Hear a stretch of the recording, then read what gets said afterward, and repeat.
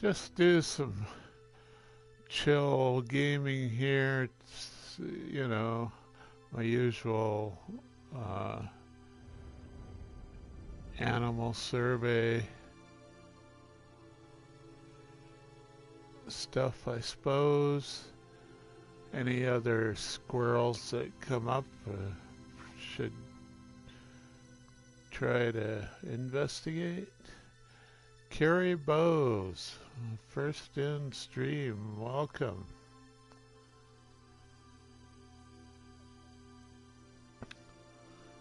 Just getting started here.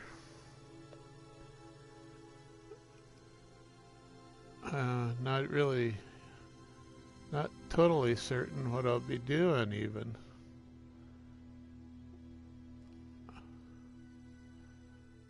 I was this morning. I was doing exploring a pirate system. That seemed to go well, so we might do some more that sort of thing.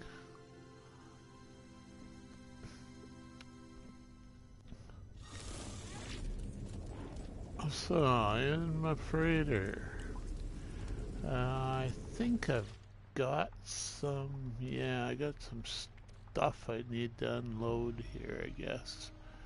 Crystal, carbon,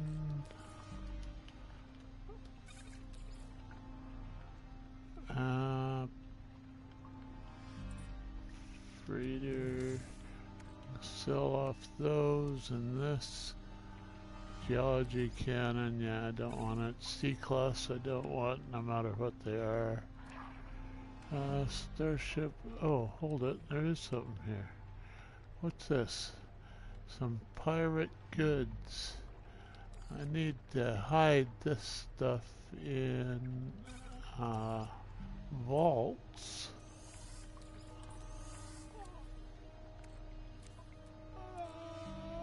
Because I don't like getting attacked.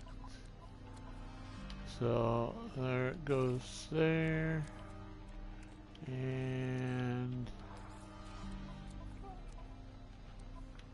there it goes there. And the scanners won't be able to see it in the vaults. What else? What's this? Okay.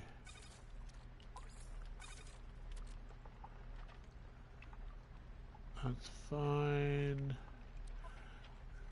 Now, sort this out. A little bit of crafting stuff. Not that. Just those two, I guess. Omic gel. May want to actually start saving a bit more carbon. I'm not sure. Maybe here or something.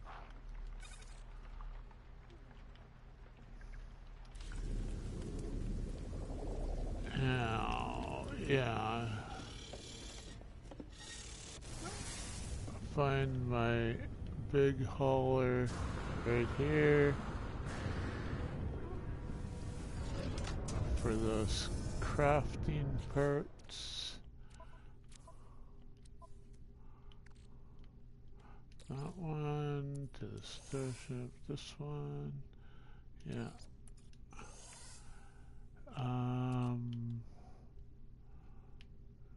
I think that's all for now. I need to sell the rest of it. Okay. Let's go back up to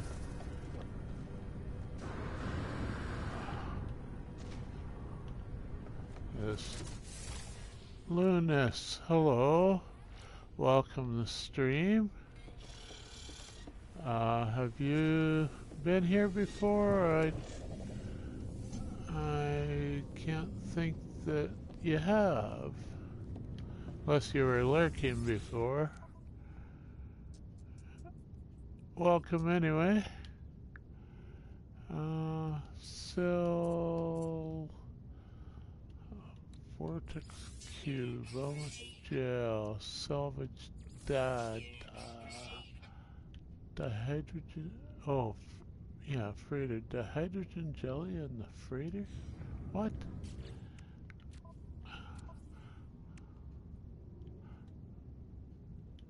Where'd that?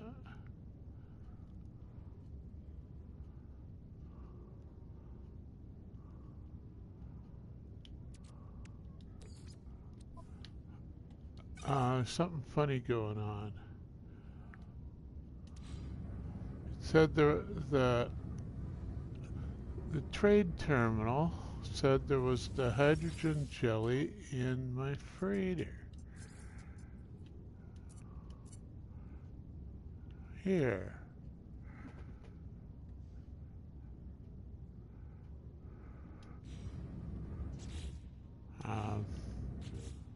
Now, in the freighter, I don't see... Oh, there it is. And, oh, I see it's...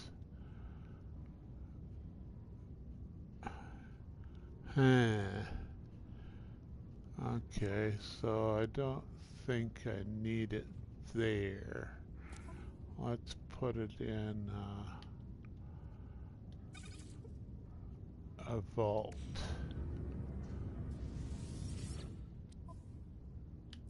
So, freighter. Crux casing, so the bone. So, emerald. You're saying you should keep that stuff. Well, I got lots of it elsewhere. Star Druid, hello. Welcome to the stream.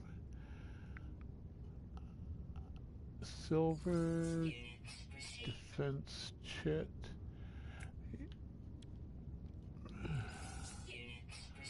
Salvage frigate. Signal booster. Damage welders. Magnet. Okay. Cadmium moths. Effigy. Chromatic metal. Okay, so that should be. I just have to go over the space station to sell those. These are ready to go now. Yeah. I'm not sure if I need to keep all this stuff. So, high capacity barrel technology, wiring package for scatter blaster. I haven't been using the scatter blaster lately, I don't think.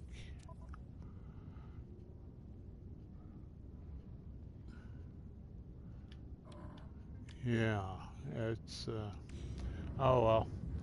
I'll save it. So what have we got here? Anything left planetary wise to explore?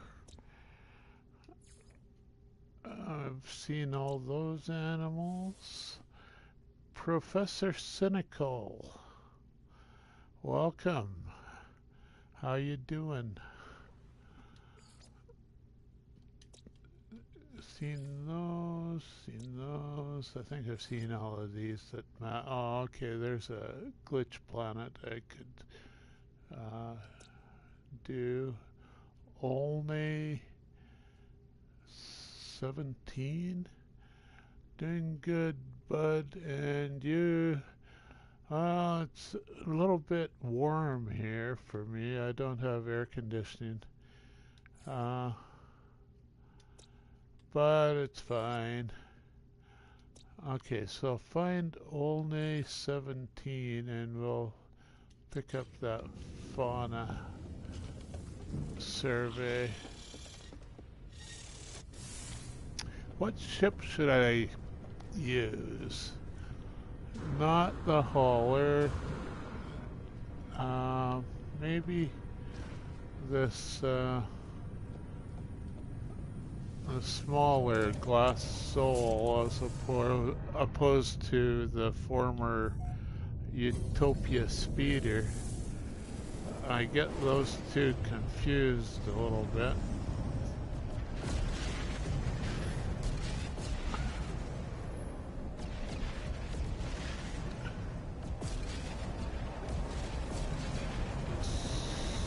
So, E-Worm. Yeah, the names of the planets in this system are kind of cool, some of them. Oh, there's Olney. How to turn on AC, it's over 100 Fahrenheit there, eh? Yeah, let's see, check. My phone reports the temperature outside. 22 Celsius. Or, no, 30. 30 Celsius here. Not as hot as you have it, but it's plenty hot for Calgary.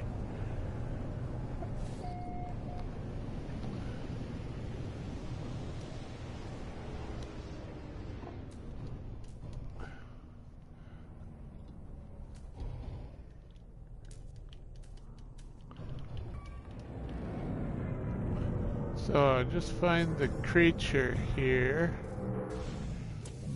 Like some sort of bubble planet or something. I got my Minotaur exosuit roaming around independently here.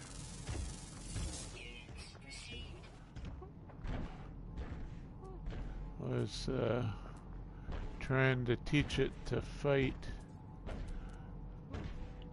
by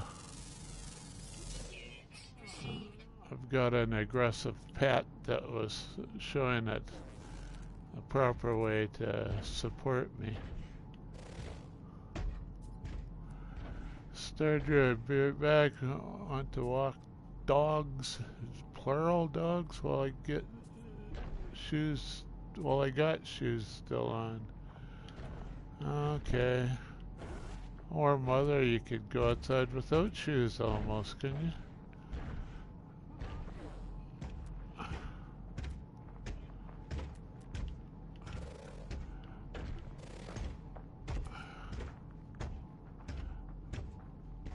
So should have the creature spawn in soon. The glitch creatures usually don't take very long.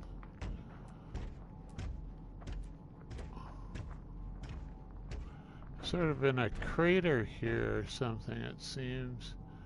Not quite. Dropped Joker. Welcome to the stream. Welcome back to There's that creature. Got him. Sins Arcade. Only 2 likes. Sacrilege. Yeah, I don't worry too much about that. Hit like if you like it. But yeah, if you just got here, how do you know if you really like it? I don't understand.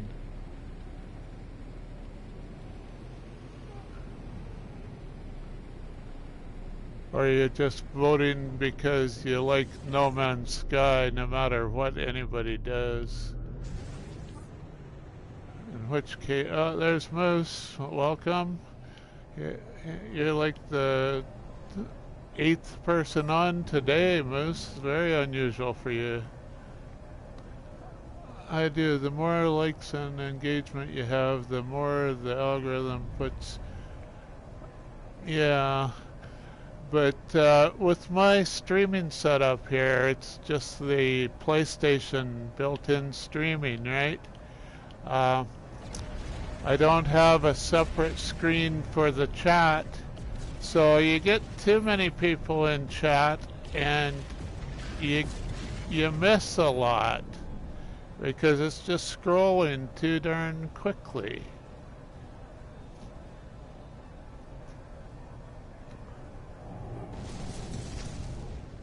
The personality. Okay, well, um, so you're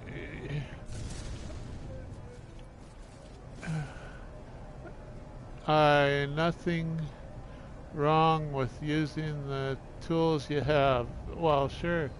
I was grabbing my dinner. Oh, wow, yeah. Dinner is more important than silly games for sure. Have been there. You can use your smartphone watching. Yeah, if I want to get out my phone and prop it up somewhere, I could do that, I guess. Now, I think I'm just sort of flying about randomly. I think we'll get a new star system. Go to a new star system. We've all been there. We all start with different tech and tech experience. Yeah, I've got lots of tech experience, really, I guess. I've had, I've been into computers since I went to university in 1971 or something. Think outside the box and you will find your workflow, world flow. That's how I've done it. Used to stream from games from my phone.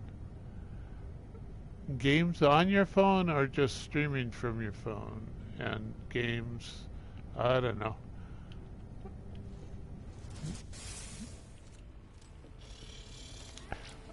I've got a PC as well that probably could handle streaming and whatnot, but it's not here nearby the PlayStation. So, stream games on and from the phone. Wow. That's, sounds like a high quality phone to run the game and the stream at the same time, let alone trying to keep up with chat or anything on a little tiny screen.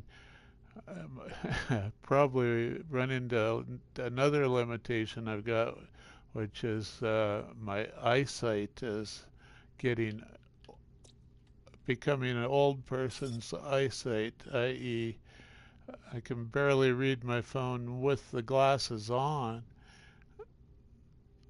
Not HQ at all. You have to be able to adjust and be flexible. Yeah.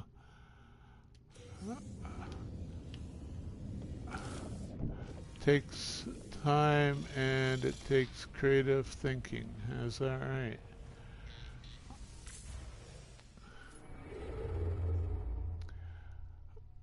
Well, I think I'll just put up with it like this for a while yet. Not really tempted to change out too much stuff right now.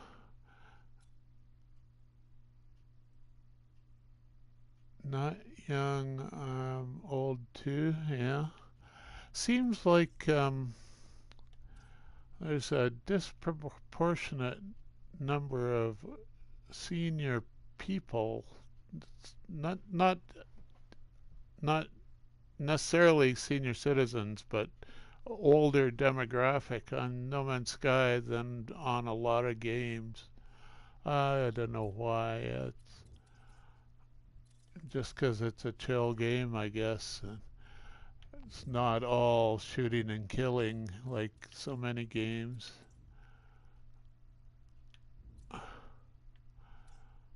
which is just, you know, like the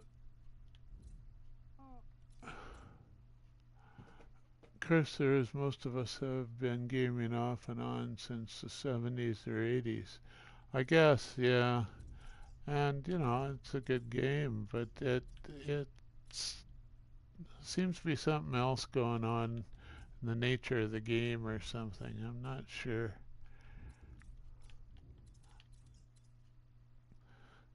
Grandparents gaming now is not as controversial as it once was.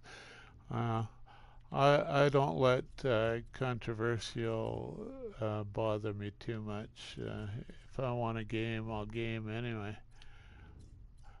You should see the stack of PC games from the 80s and that I've got in my hallway.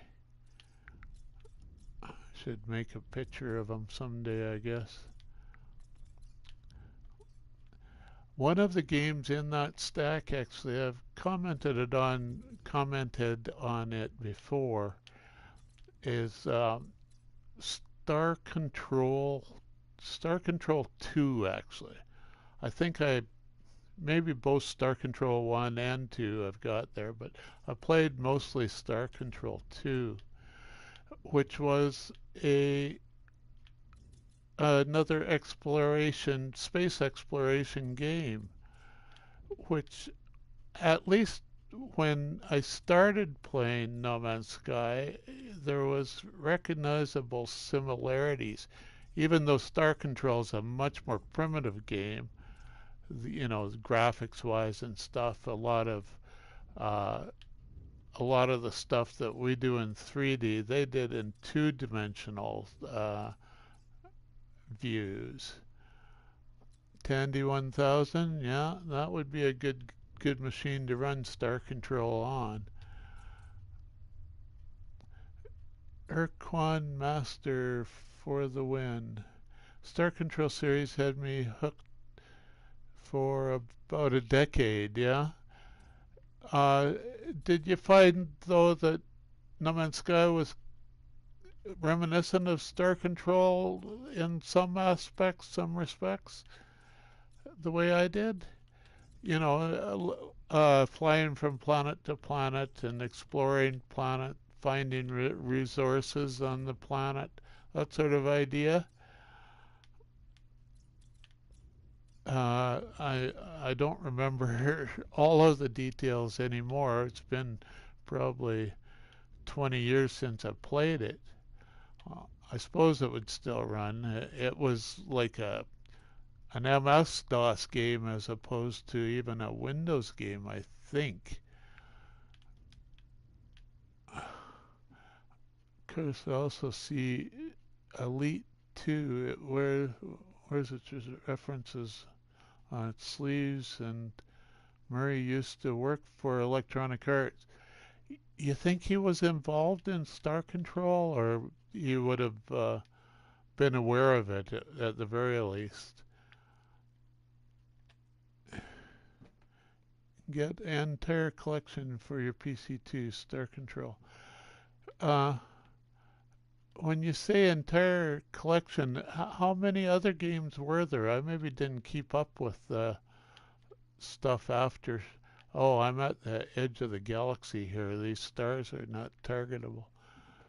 He was too young to be part of Star Control, but it was part of the history of the company. Oh, okay. So, you know, never know. He might have played it and said, oh, this is really old school. I should do a new one. He's he hasn't mentioned explicitly Star Control as an inspiration. It may have been, you know, indirect or very subtle, because you know he doesn't want to get into intellectual property arguments with Electronic Arts as a small independent company like Hello Games.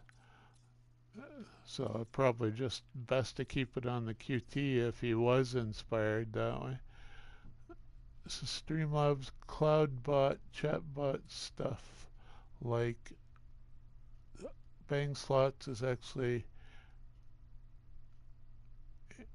Streamlabs. I'm reading this Streamlabs announcement that I wrote.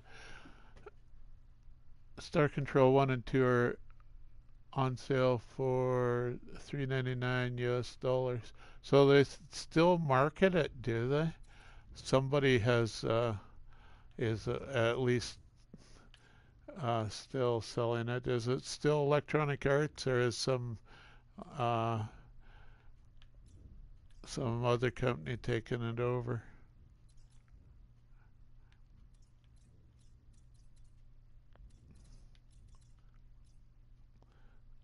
ST3 was also $3.99. Yeah, I don't know if I ever got around to SC3.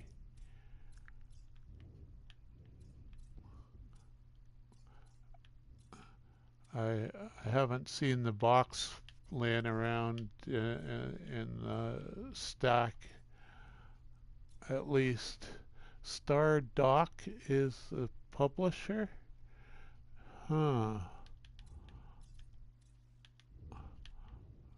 Yeah, I should try and find that box and see what it says on the box for for names like that. Stardock could be just a subsidiary of Electronic Arts or something now. Those games were MS-DOS, as you mentioned, yeah. They often still just run in Windows, though.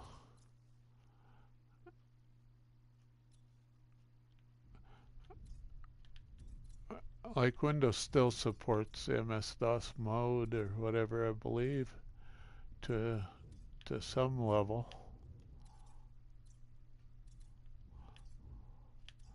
But yeah, performance-wise and stuff, they might need tweaks for sure. And then in order to do graphics, the old graphics libraries should probably be replaced because Windows graphics drivers are just so much better these days, I imagine. Like in MS-DOS days, the game had to specifically support your graphics card. It couldn't just grab a DirectX library or whatever and let the DirectX drivers worry about the specific hardware. So, it'd be worth retrofitting it for that alone, I suppose. Let alone, controllers and mice and support for all that stuff.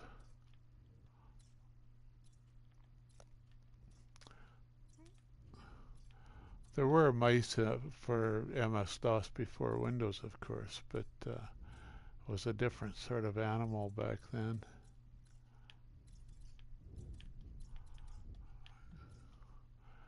Best part about Star Control 1 and 2 is they still multiplayer and can now be played online if you. Oh, they have upgraded them then. We didn't even dream of online multiplayer back then generally. You do not have anyone to split screen. Yeah, I don't know if I ever played the multiplayer at all.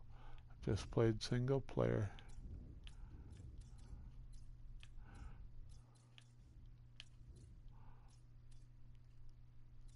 So,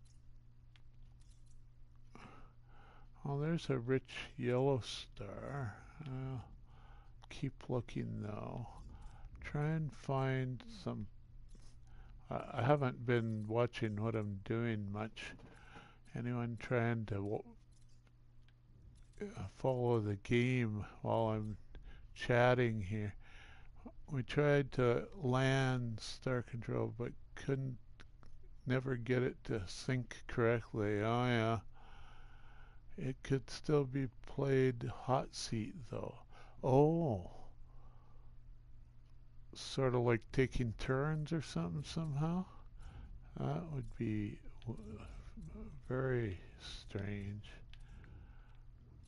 Oh, we might have done that. Hot seat. We might have done that on Star Control. Had a couple friends that were playing games with, as well back then, of course.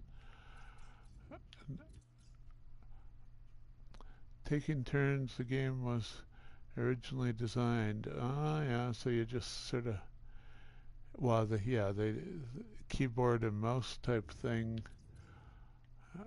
Hot seat is is it. It's not necessarily as easy as passing a controller around, but uh, it was a sort of multiplayer playability there, I guess. Yeah. So if they've retrofitted it for modern networking, internet type stuff, that would be a reasonable touch up as well. I didn't know they were still, maintaining it even. A lot more expansions and DLC. Getting it today on stream gives you even more bang for your buck. Yeah, I suppose it would. Have they upgraded it though with 3D graphics or anything? I remember the map was like the whole planet almost on screen, just as a rectangular uh, set of locations or something. Fans and one or two of the OG devs helped add more fans, so like it's been open sourced or something. Still the original graphics, okay. Smooth for newer displays. Yeah, it would help to have higher resolution displays. Could show more on the screen at once, yeah. And smaller details. But yeah, the original graphics sort of, side scroller type generation of SC3 got into 2.5D, a little bit of more graphical.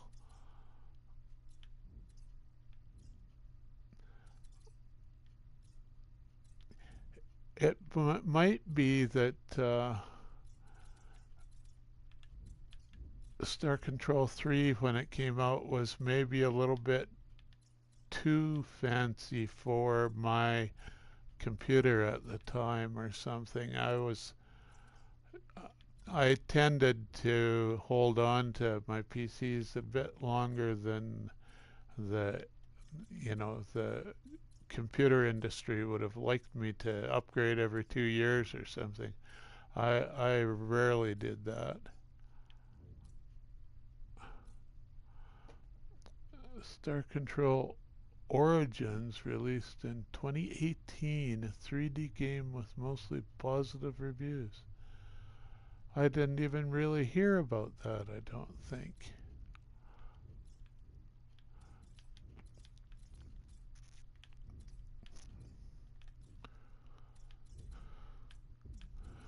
So yeah, people are interested in the sort of games that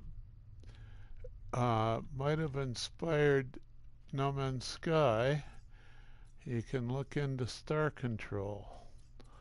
Like he says, there's a nice package of the games, and they were fun, especially if you're, a space uh, space nerd or groupie, whatever you call it.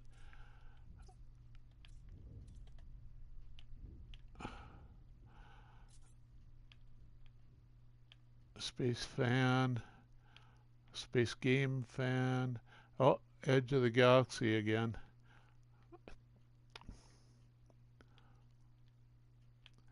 So, I was gonna look for a pirate site. Hopefully one with a few planets. I'm out of jump range.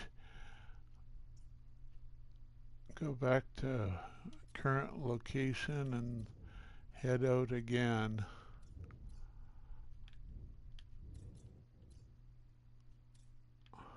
Because I had no idea which direction I was going.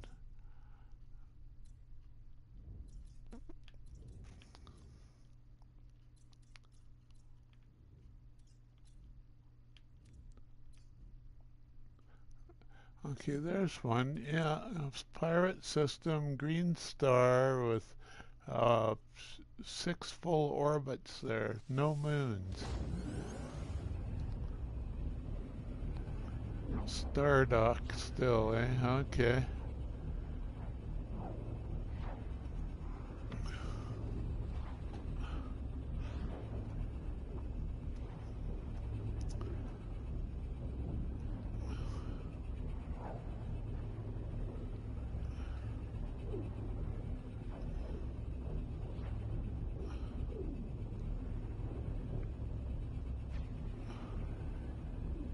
So jumping in the freighter because two main reasons to use your freighter as a jump. It generally will have greater range on the warp drive up to, well, here I'll show you.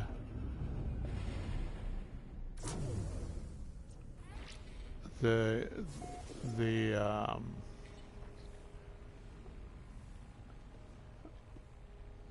the jump range on this is 5,500 light years, as opposed to starships are, you know, often under 2,000 and certainly under 3,000. They used to go over 3,000 occasionally a little bit, but I think they've cut back now where I don't have any ships that go 3,000 light years in one jump, other than my freighter. None of the regular ships have that range. And the other reason for using the freighter is this scanner device they've got, what they call a planetary probe that scans all the planets at once, lets you upload them and claim to be the discoverer of all these planets, even though we've never been here before. And when you upload it, then the Discovery Services server will report it to other people. You as a discoverer, for the star, it'll report you. The planets themselves, it may report you, but only if it's within a couple days. Usually it tends to, I don't know, recycle the memory of who discovered each individual planet after a few days or a week or two.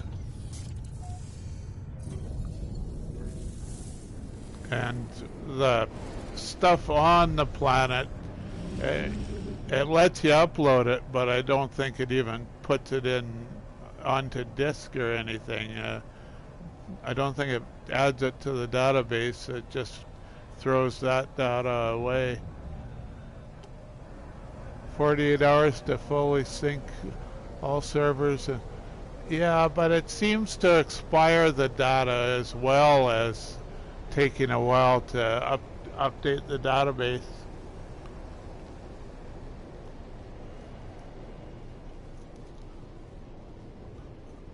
As they are internet connected accounts.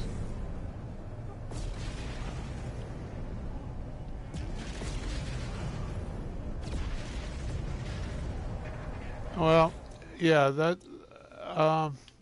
see, the advantage of that is once you've scanned them, it knows how many animal species already and what types they are.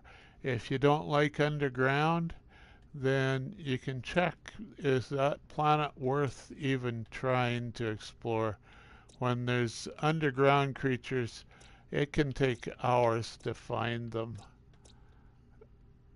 You you could get lucky and find it within a few minutes, but seems the underground creatures are typically a lot tougher to find than the other environments. So anyway, there's 11 there, and there's no underground creatures for that planet, so it's a candidate. That one as well. We're doing well. 2 out of 6 already, good ones. 3 out of 6 good ones.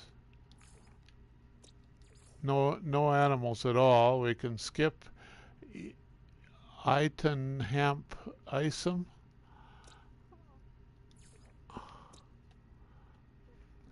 Underground creatures are best found when a procgen outpost or building is next to a cave.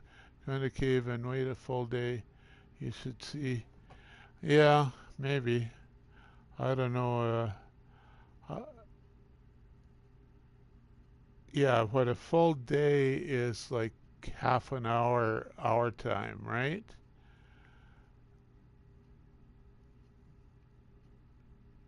So that can be a bit much, especially when you're streaming. You don't want to just sit there. So there doesn't seem to be any. Oh, there's underground finally on the last planet I looked at. Narugella we want to avoid. There's an empty planet and Narugella. So Rayam is, yeah, that's okay to visit. 11 species and no underground.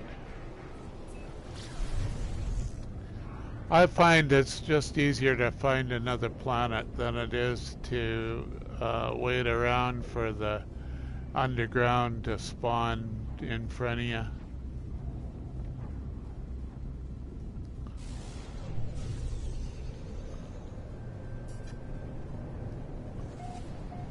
So it's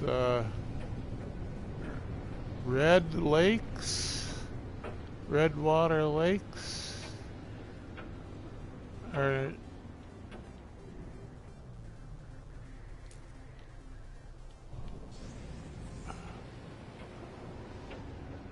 I'm not sure what I'm seeing here. That's water. It's the red was land then.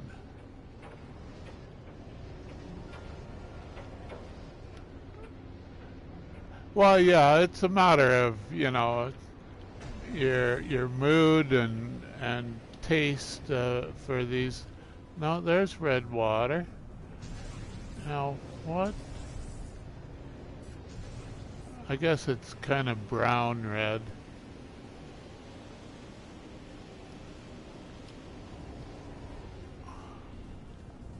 So is that land?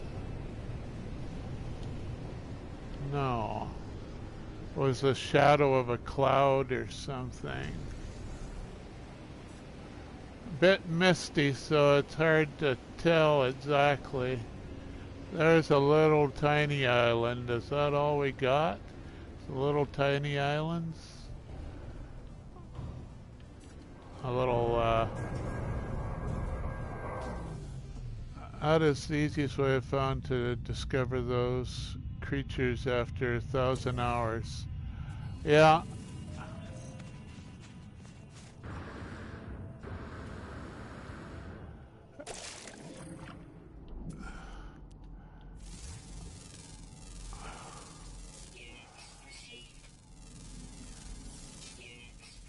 Yeah, I know. You can get obsessive about it, and just want to find every single creature on every single planet you come to. I found that for myself, it was easier to just give up. I'm not too obsessive about completist that way, and not as completist about it. And I just go to another planet when I get a little bit bored with waiting around. Even half an hour is plenty of time to wait. And I think I've waited longer than that to try and find creatures underground.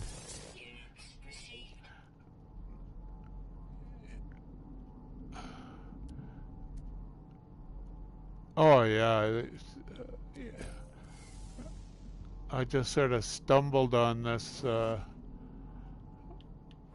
sort of strategy, I guess, of searching for creatures as a top level goal. And you know, while you're waiting for new spawns, like you find the obvious ones underwater here. There's lots of plants and rocks to scan and get credit for nanite credit for or dollar unit money unit credit for scans as well, right? Scan everything. Fulfills value statements of all types for all types of players. Feeds a wide variety of demographics. My Sony software tends to clip off really long comments like that. I maybe missed the tail end of that comment. You can see what it did there if you look compare your chat to my screen.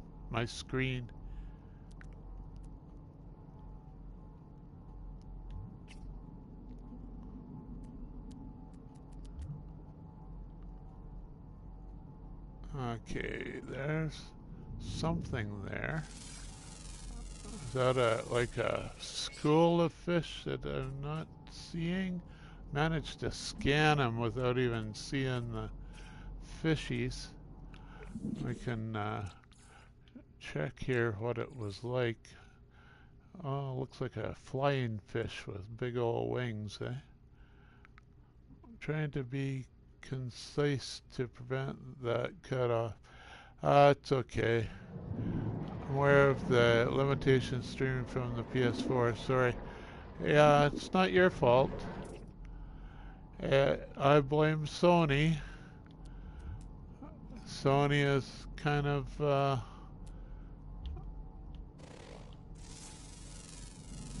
good. It has its good points and its bad points, like a lot of groups, I guess.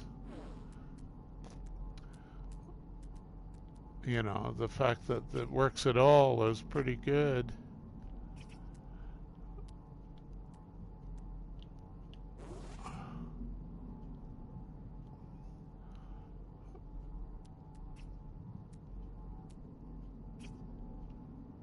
So have I got all the underwater ones yet or anything?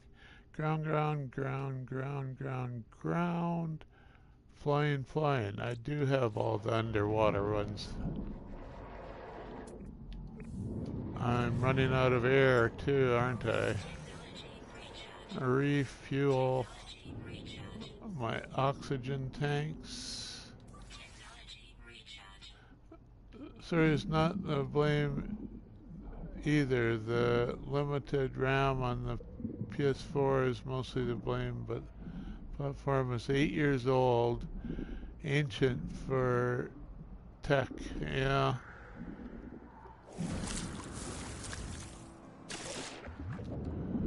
Well, the PS5 is the same, I believe, isn't it, for streaming cutoffs and whatnot?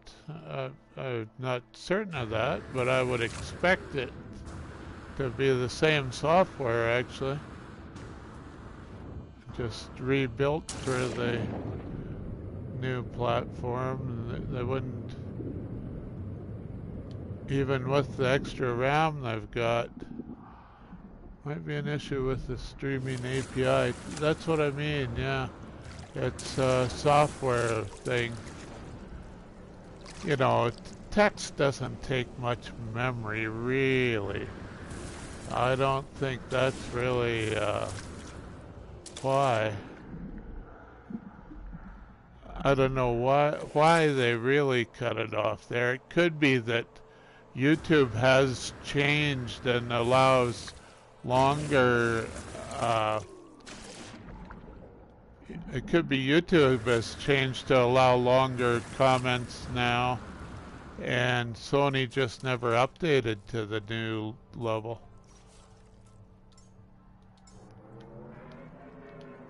Now I need to find some larger land areas now.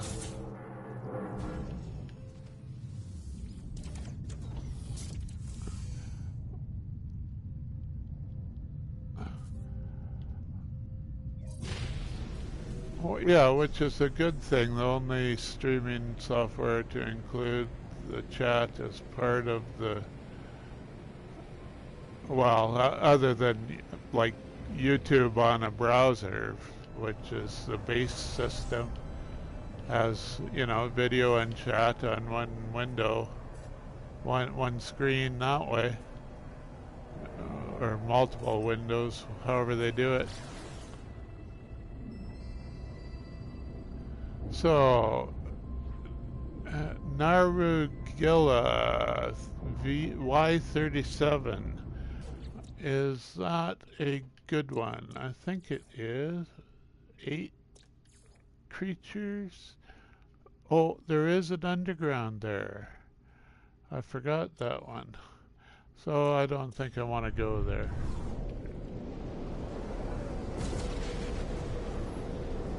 Why is there so much noise?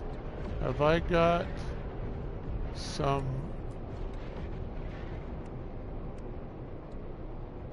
damage, or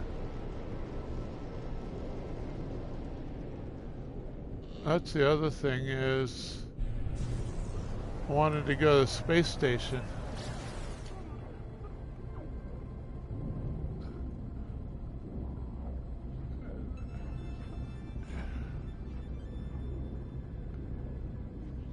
No way to change font scaling, yeah. Just the element layout. Why most use Streamlabs, yeah. Well, that would be a, you know, an improvement for me as well if I were to hook up to a PC and run Streamlabs instead of the built-in streaming. You know, there's features there and stuff, but I'm just sticking with the basic system here for now.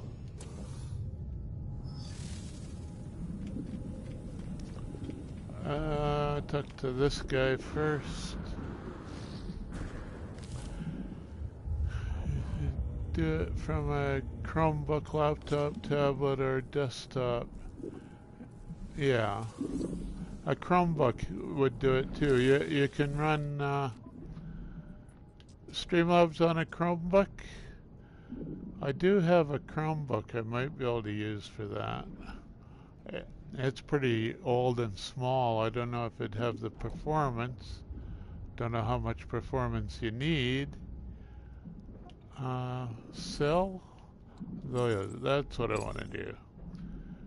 Geology Canon. Okay, that takes care of those.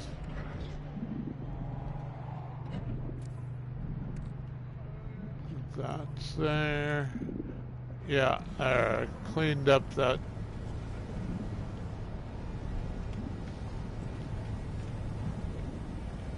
From a Chromebook laptop. Most people forget their phones are computers too.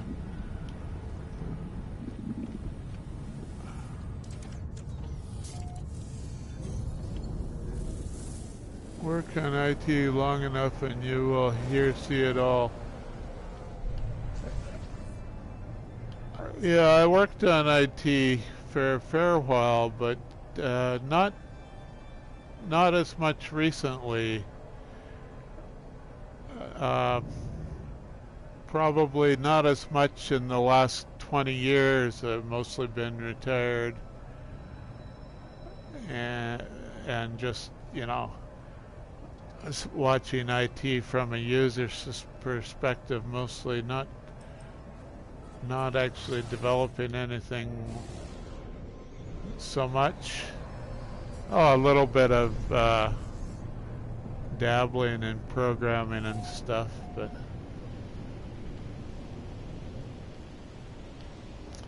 before that, yeah, I was an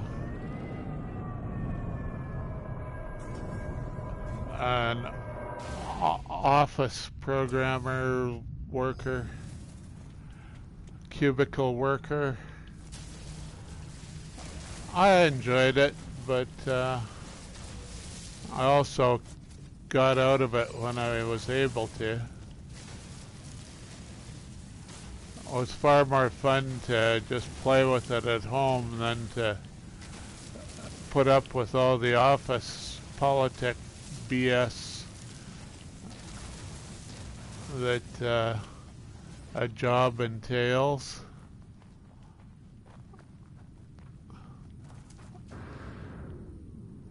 So, what am I doing? Am I on a planet? No animals on this planet at all.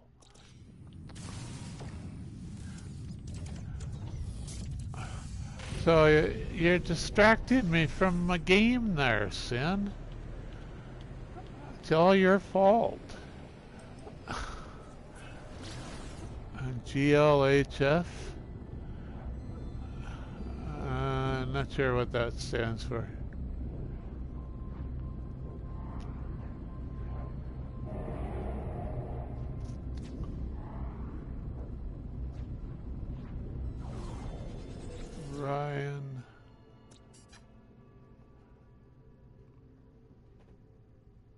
Ryan, this one.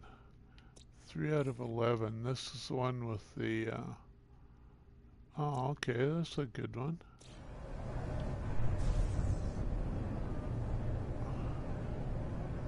Good luck, have fun. All right. You have to go so I can concentrate on the game now?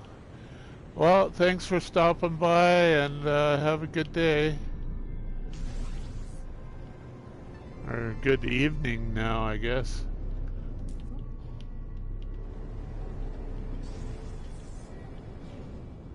May the void be merciful and your discoveries plentiful. Well, thank you.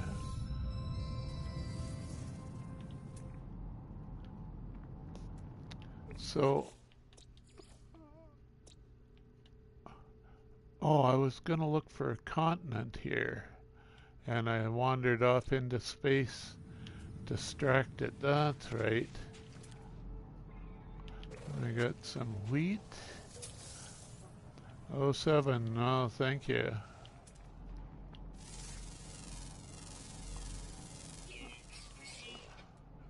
If I could type here, I would 07 back at you, I guess. Just have to salute you. Yeah, there is no salute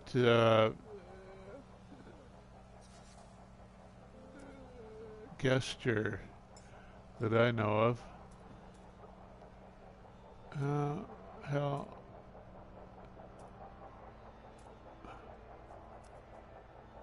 Thank you. That's crap. My AC keeps stop blowing the cool air. Oh well.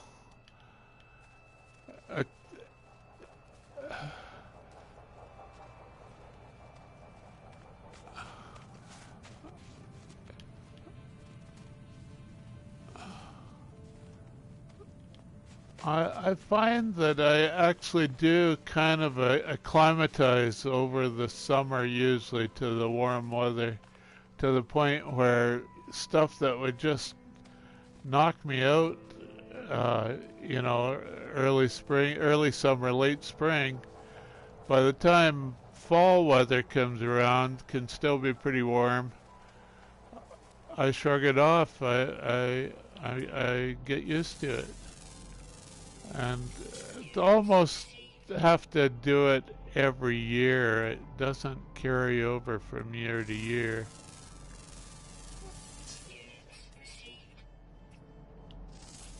Oh, ball type creature, roller. That's not knobby roller. That's not too common. This is a common quadruped.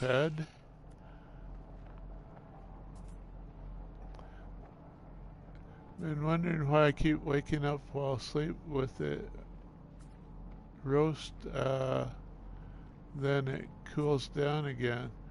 Lucky can pay for one PayPal credit and pick it. I don't know. Did I miss some messages that you're referring to there or something?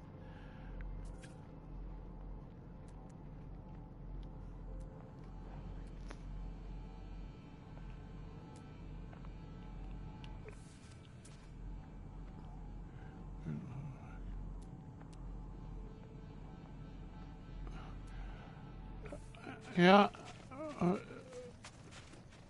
Over the time period of, you know, a night's sleep, it's easy for the weather to change more than once.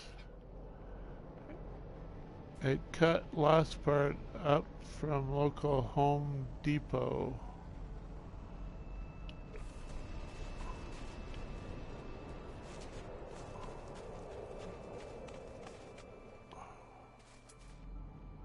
Pick it up.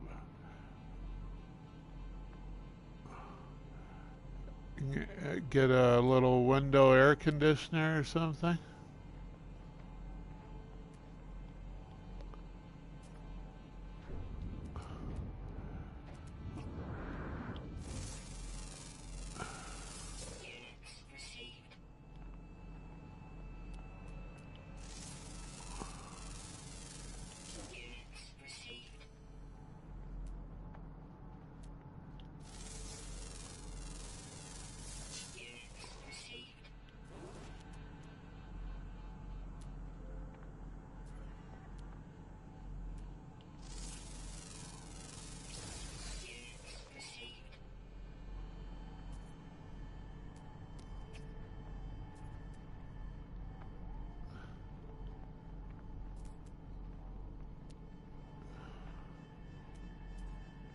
Store has everything from AC, lumber to sinks, etc. Everything and the kitchen sinks. Yeah, we got Home Depot here too. Calgary.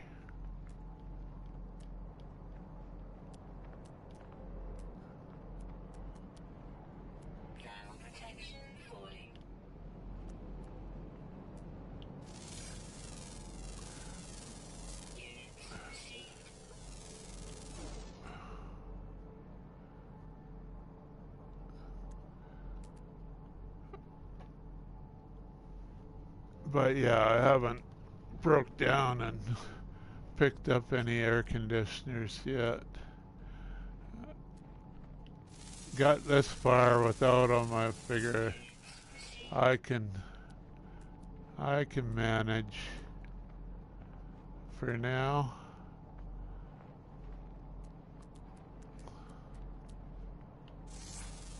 Never know. Maybe global warming is making it harder to do without air conditioning, but air conditioners kind of add to global warming too, don't they? They consume energy.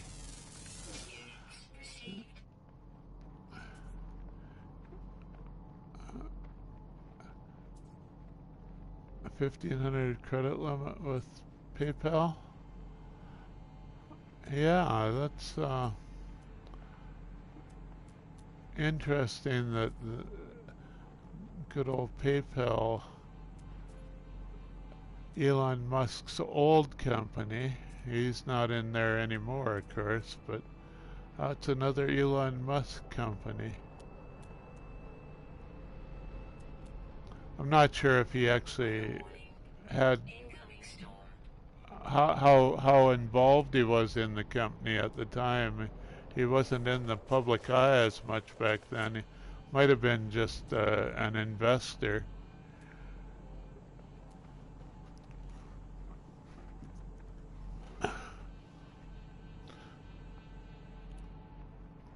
But yeah, that's where he got his first fortune when he was a young whippersnapper, was with PayPal. So, mainly selling off PayPal.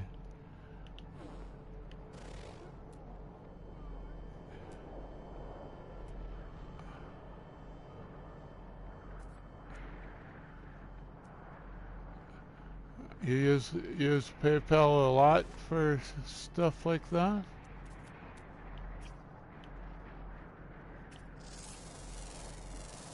Got some birds.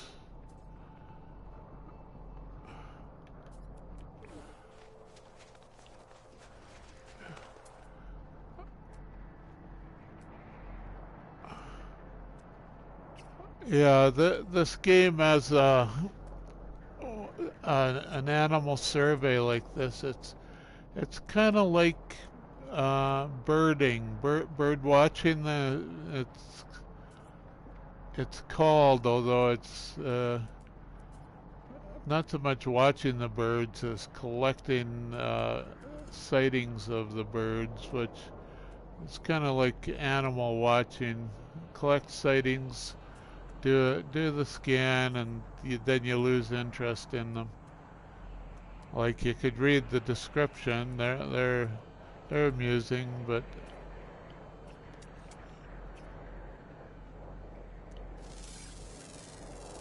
come on out.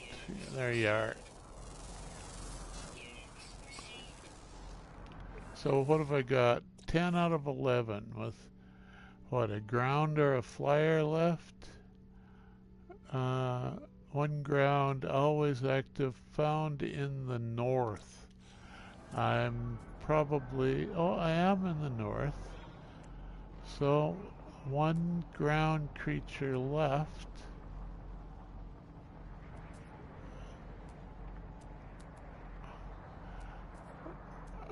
Just be making you all dizzy, scrolling the screen sideways for the rest of the visit to this planet.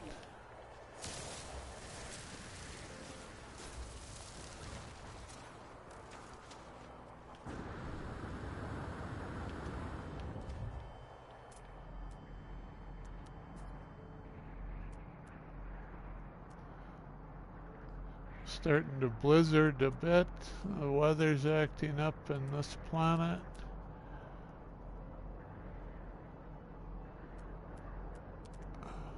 Hope it doesn't lock down my visibility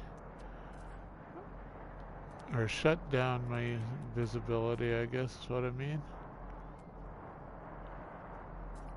What's that? Frozen tubers? Yeah.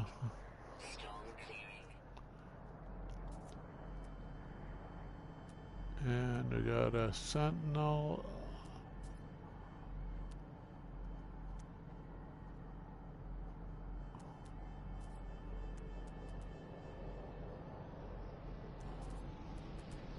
Little lake over there.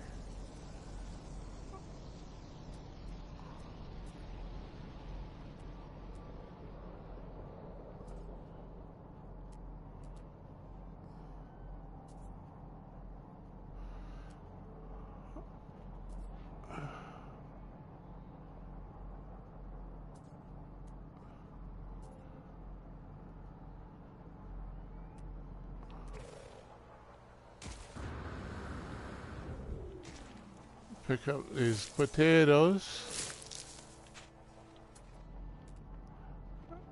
Head back to my ship and maybe find a fresh landing spot to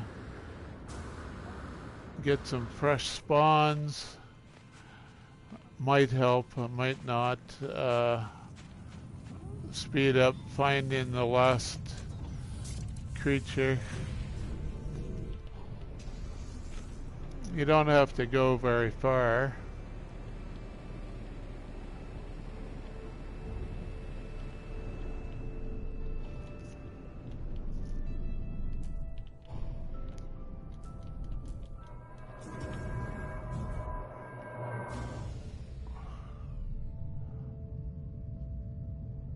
To pay a lot up from, but payment isn't issue.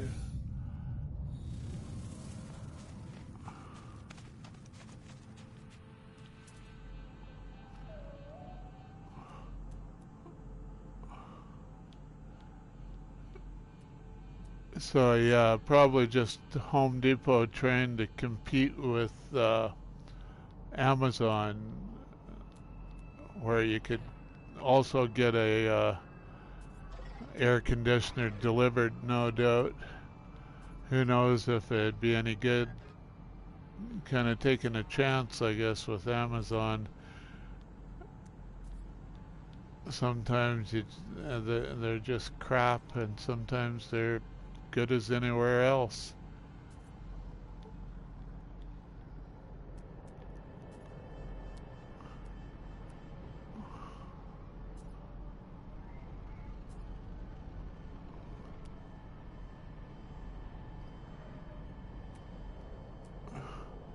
So it's kind of nice to have a store that in your neighborhood that way that you can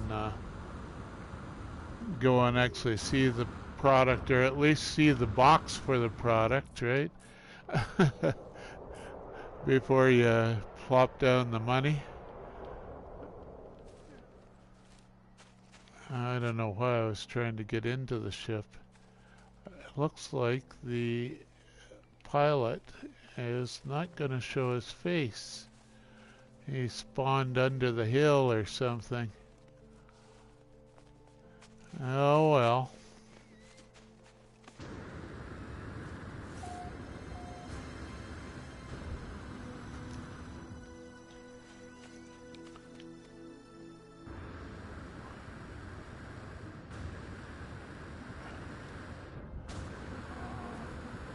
One of these lava tube type terrain features.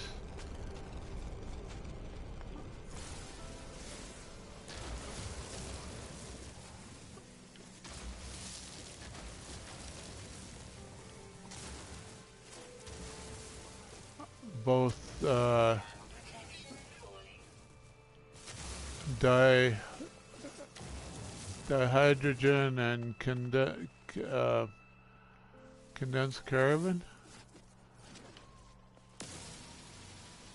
Oh, some blue grass that tricks you into thinking the dihydrogen field is larger than it is. There's some more of it.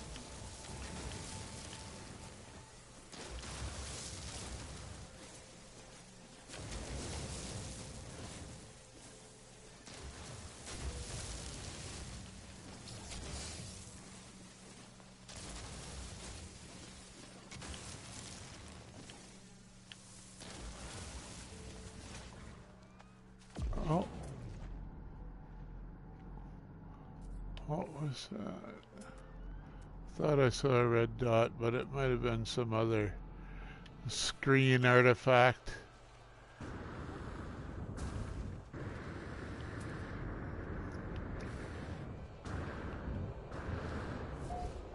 There's a...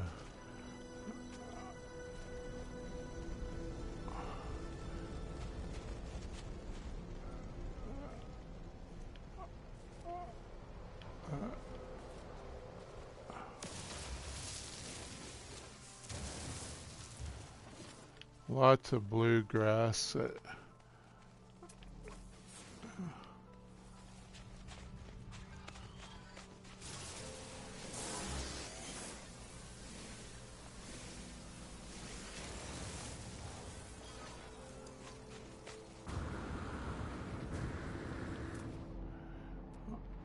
So, one last creature, I believe, like that. Up.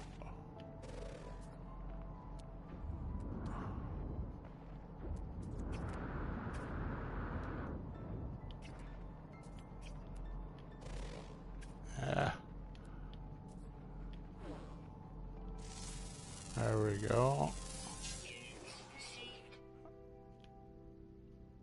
2750 nanites plus another 103. And pick up the sodium too. It's always nice to have for your shields. Call the ship down.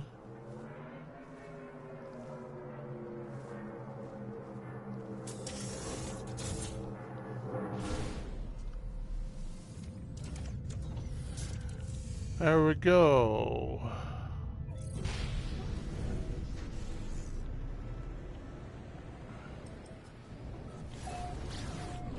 Now, where are we going to go next?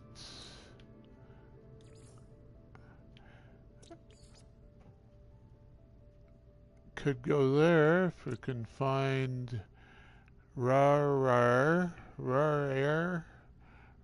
air. 17.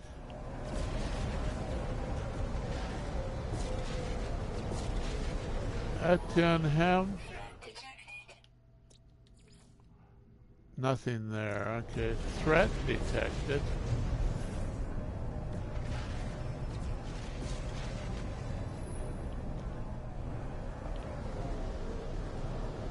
Oh, it's just a lone pirate. That's not a threat.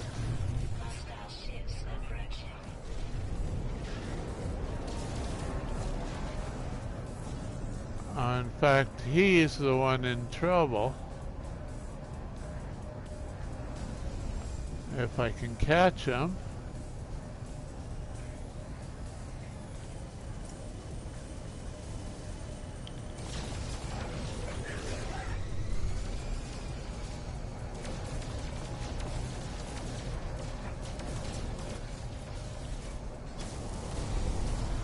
And then he zips past me in no time at all. Wish I knew how they did that. They're out of range 1 second and they're zipping around behind me the next moment.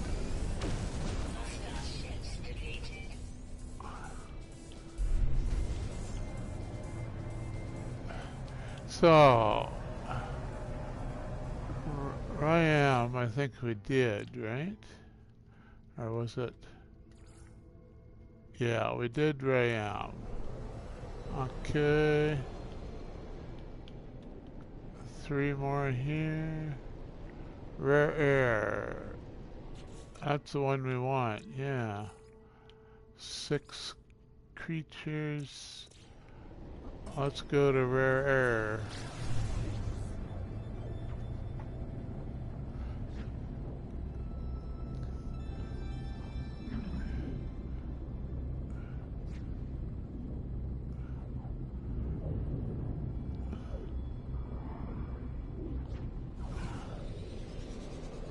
So yeah, where we started that discussion was, do I want more likes I was explaining why I don't really care if you punch the like button or not, because you get too many likes and too many people will join in, and then I can't keep up. So ideally, you know, you just want 3 or 4 people, active people, that will join in the chat. Even that can be hard to keep up with if they're too active. Any more than that, it's counterproductive for me.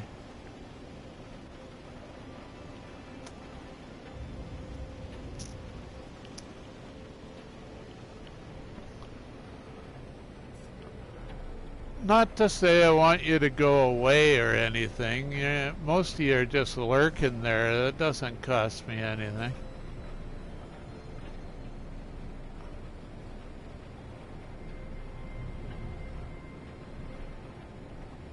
I should land, I suppose, eh? I think I've seen most of what I'm going to see from the air. I'll land right at the bottom of this.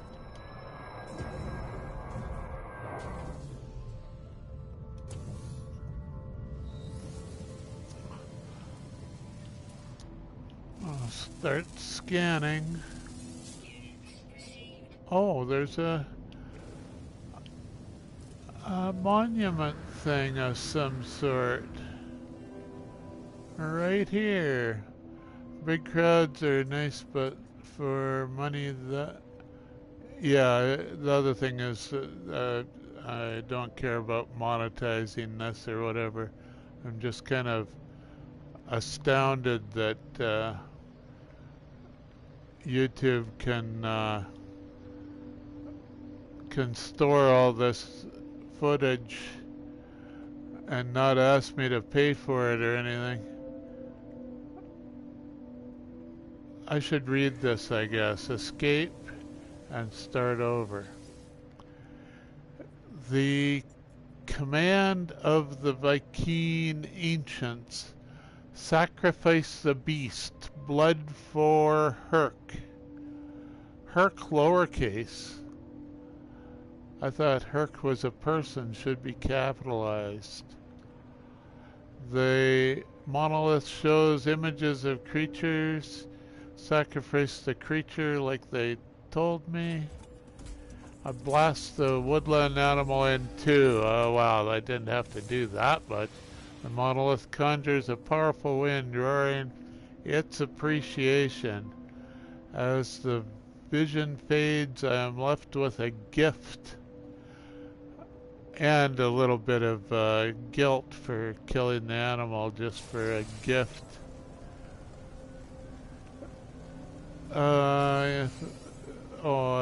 Corvex casing. And I can also find out where the portal is. Locate portal.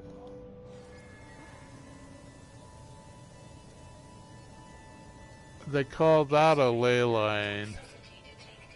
It's over here. Oh, I see some flyers.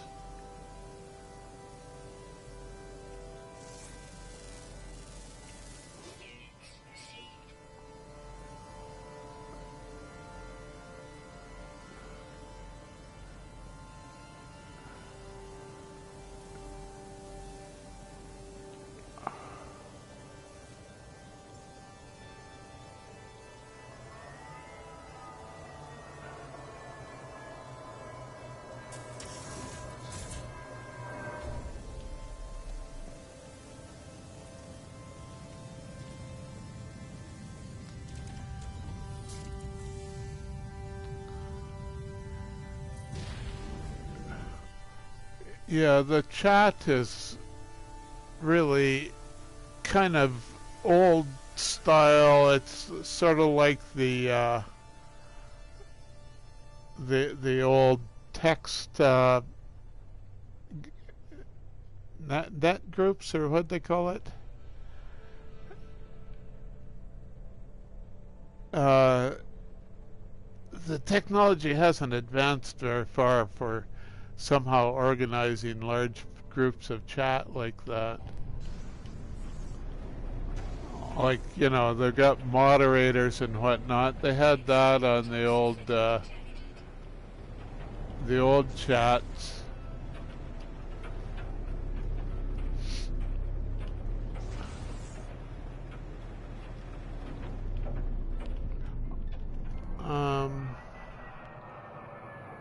I'm not sure why I took off again. I went to so much trouble to land.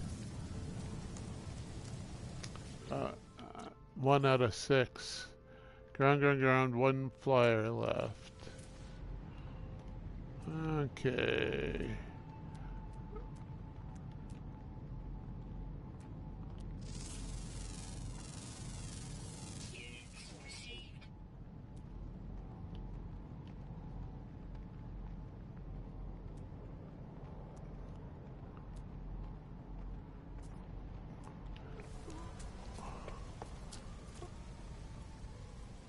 Oh, it looks more interesting when I only saw the top part.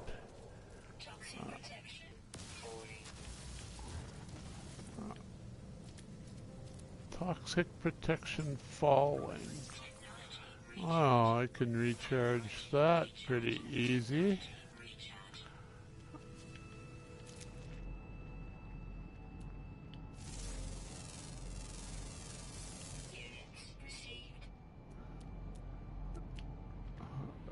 Tough to grass isn't scannable, eh?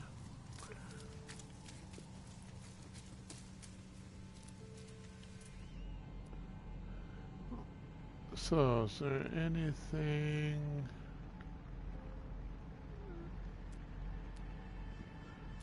There's some red dots.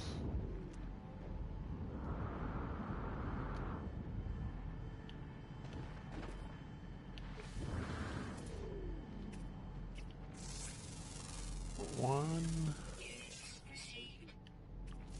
2. Oh, I had him. There we go. 3 creatures, just like that. We got 2 left, which is a ground and a flyer. Always active. I don't have to go find them. They should come to me if I'm patient enough. There's one of them.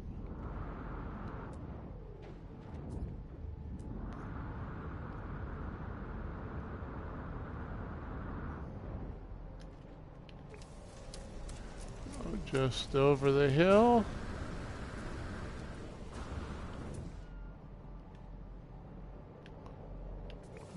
Over another hill.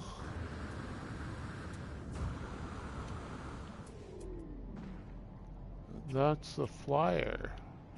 Some wormy flyers. If I can target them properly. Let's read the description. Encountered on planet... Oh, Dankzamika. Dankzamika. Gender symmetric. 100 kilogram or 160 kilograms, 3.7 meters. Somehow it looks like it might be longer than 3.7 meters. However, if the height is 3.7 meters, that's huge.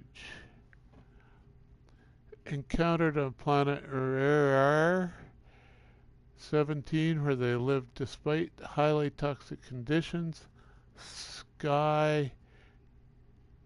Shy, cautious beings. They will only descend from the sky to eat and drink in the dead of night. They're nocturnal, perpetual grazers. They consume vast amounts of grass each day. What? They only descend from the sky to eat in the dead of night, but consume vast amounts of grass each day. That seems to be contradicting themselves. Gelatinous bones.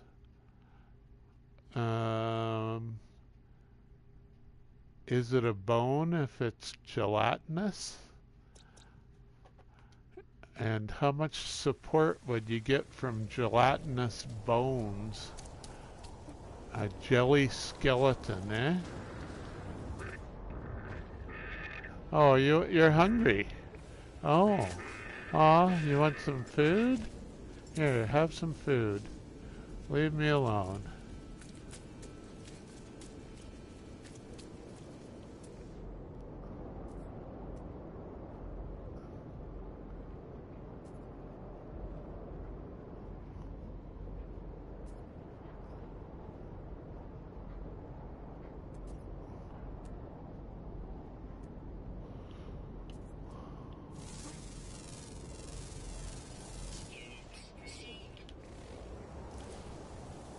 Sodium, always good to collect.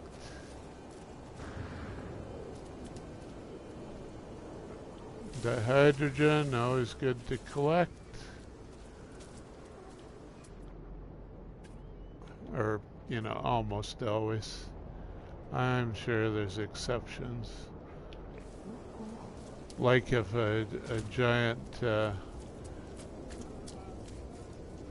feline canine creature is chewing on your tail, you might have more important things to consider. Plants are trying to knock you out so they can eat you.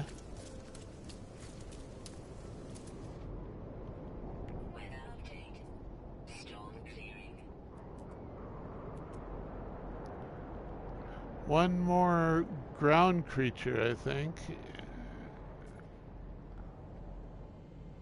That's what we need. Seems like no matter how many species, the toxicity detected. Well, thanks for the information.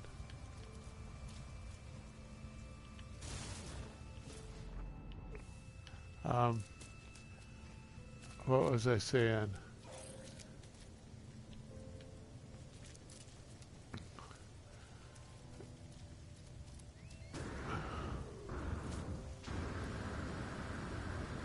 Can't remember now. Oh well.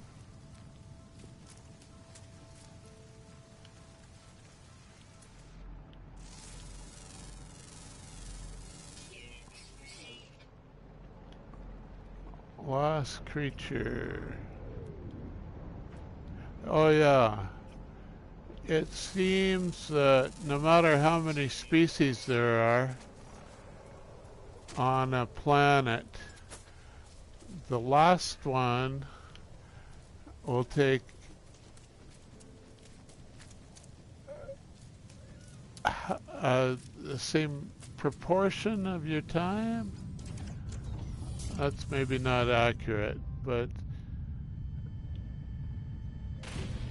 the last one seems to take most of your time, no matter how many species there are to find.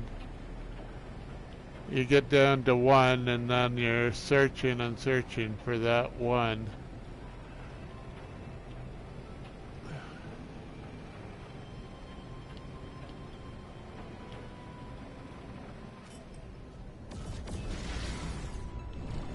So, Ryan, we're done. Eggbee. What's Eggbee beta? 10 creature species. No underground. Let's go there. Scalding planet. Selenium. And phosphorus. Typical hot planet. Not terrible storms, since the emerald has not been what do you call it?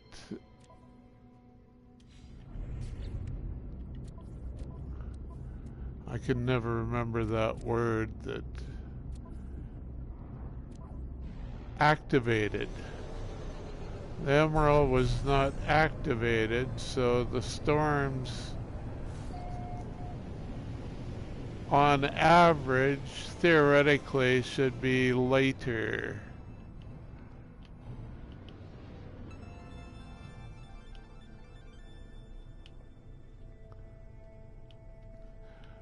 There is some overlap between the strongest storms that did not activate the metal might be a little stronger than some storms which do activate the metal and get designated extreme storms, even though they're less stormy.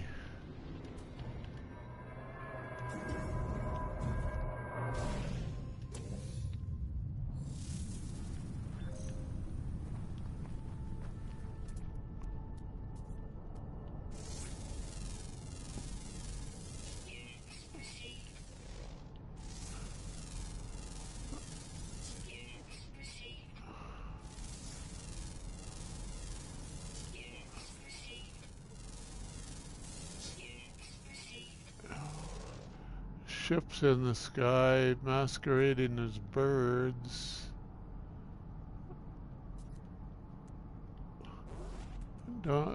Can't scan ships, too bad. Well, you can, kinda, but all you get is information, not loot.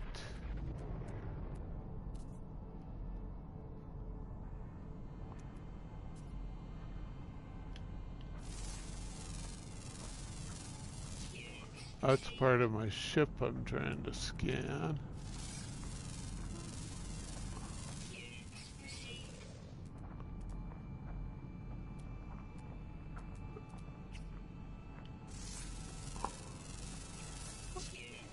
So, how are we doing here?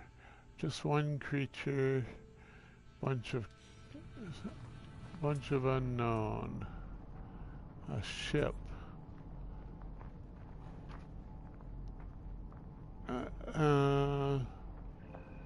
No, I'm not picking it up on the scanner at all.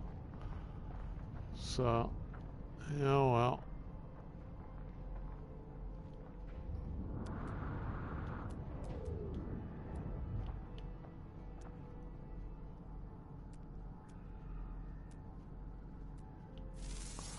Random rocks.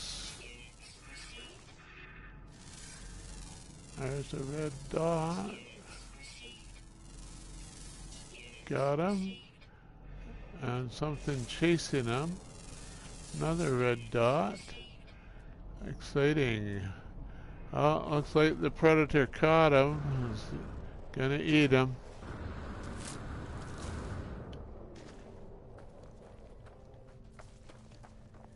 Oh, a predator scared of me now. Either that or he saw something else to eat. Yeah, he's chasing that thing. There he goes. Pounce. Oh, didn't kill it yet. Still running. Oh well.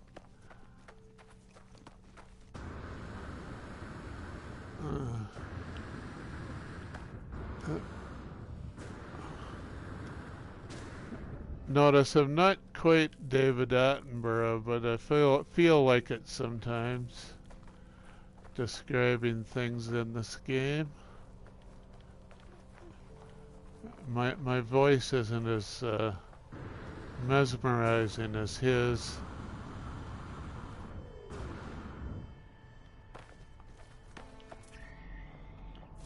Ah, big old crab. Floaty crab. Either that or he's walking on his tentacle tips.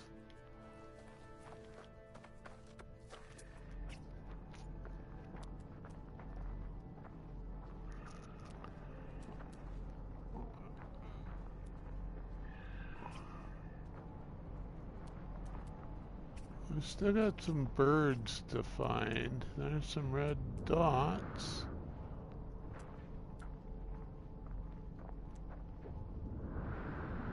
There's some birds.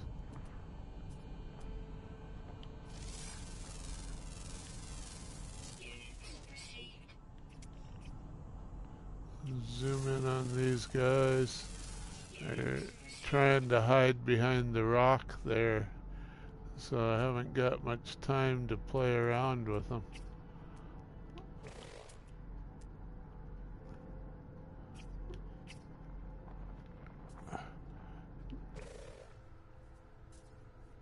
Five out of 10.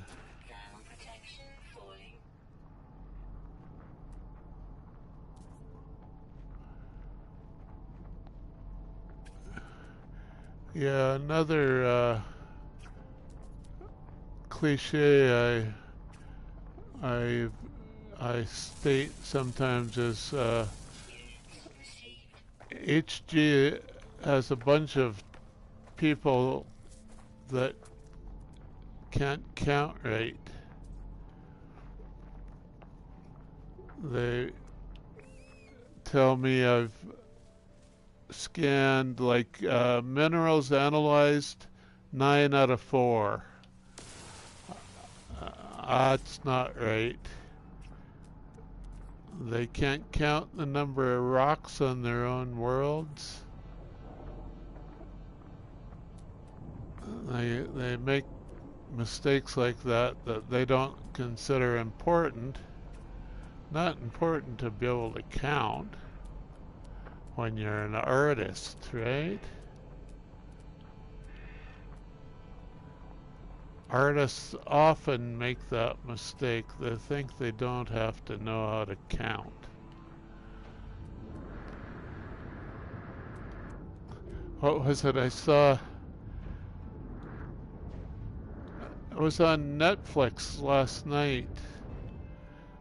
Some artist was bragging about how I didn't know how to do mathematics, and then about 2 minutes later some numbers came up and they got all flustered and didn't know what to do about it. I think it was trying to figure out if which is bigger, 12 or 21, you know? Something difficult like that an artist shouldn't be expected to know.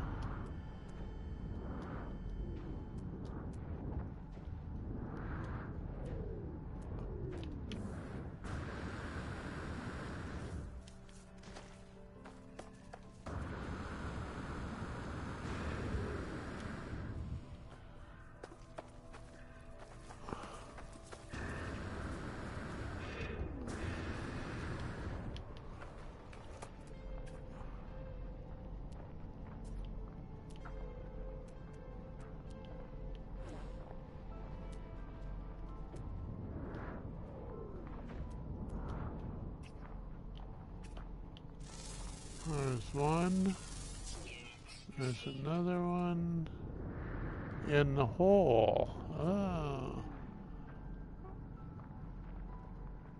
Well, not quite in the hole.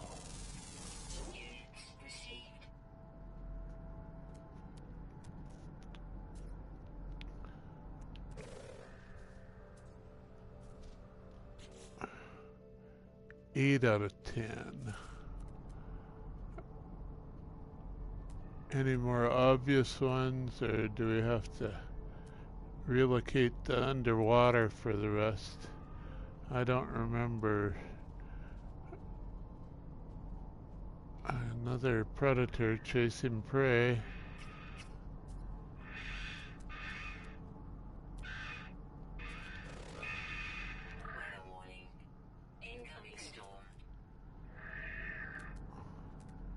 A storm? Who asked for that?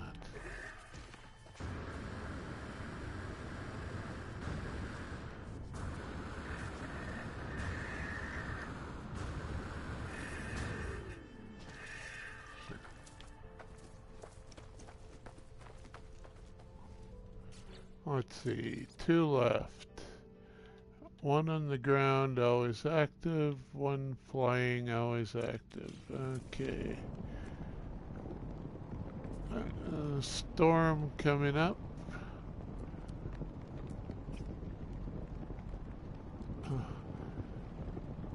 I often wonder if there's if it's just, you know, a coincidence, or if there's actually some code on some of these animals that they don't come out in storms, or they only come out in storms, or the ones that are diurnal, they only come out at dawn or at sunset, or dawn and sunset. It seems possible that there are some patterns to their behavior that are coded in, but they don't tell us about it. And we're supposed to figure it out on our own.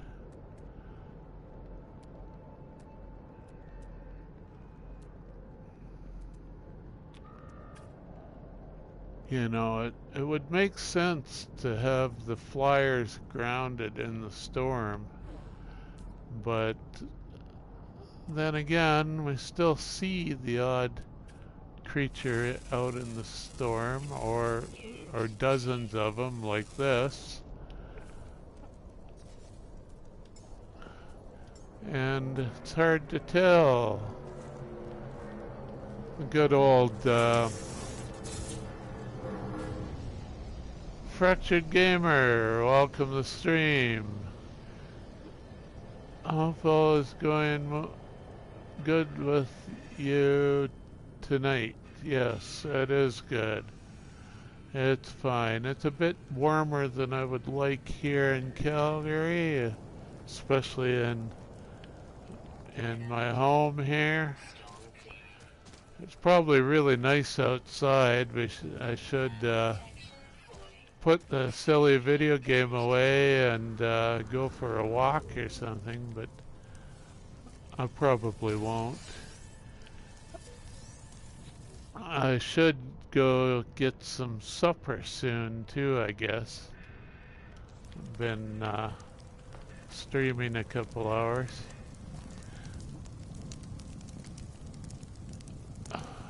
Yeah, well. So, how are we doing? 1 left.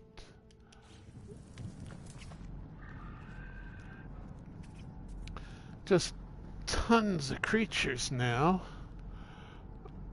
But the one we're looking for is hiding, of course. We're in that stage of trying to find the last creature on the planet, the last species.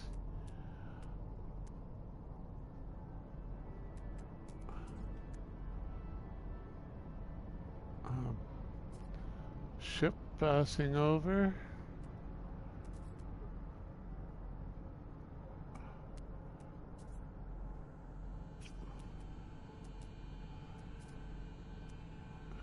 You see, all those creatures in a crowd that we saw a moment ago, we looked the other way and there's no creatures in sight whatsoever.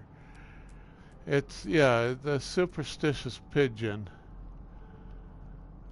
We tend to see patterns even when there are none. It's what the psychologists, behavioral psychologists, call a superstition. We think we saw a pattern that we then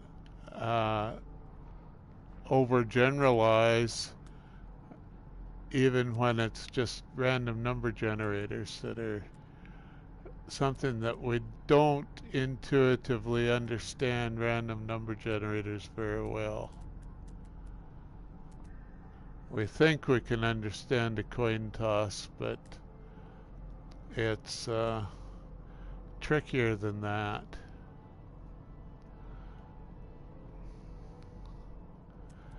They call it a superstitious pigeon because B.F. Skinner, oh, it's a flyer.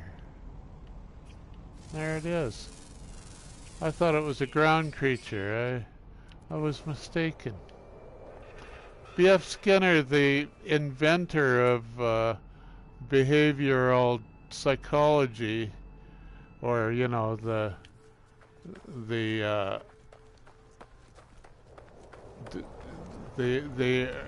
one of the first to explore the idea, would often experiment with birds to make to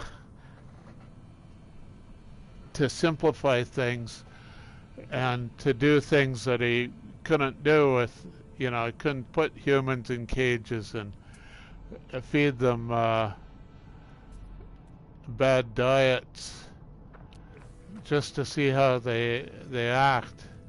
He'd do it with birds, and he'd feed the birds if he wanted the birds to make a certain sound or make a certain gesture in their little chicken coop cages. He'd feed them just a single grain of rice or grain of food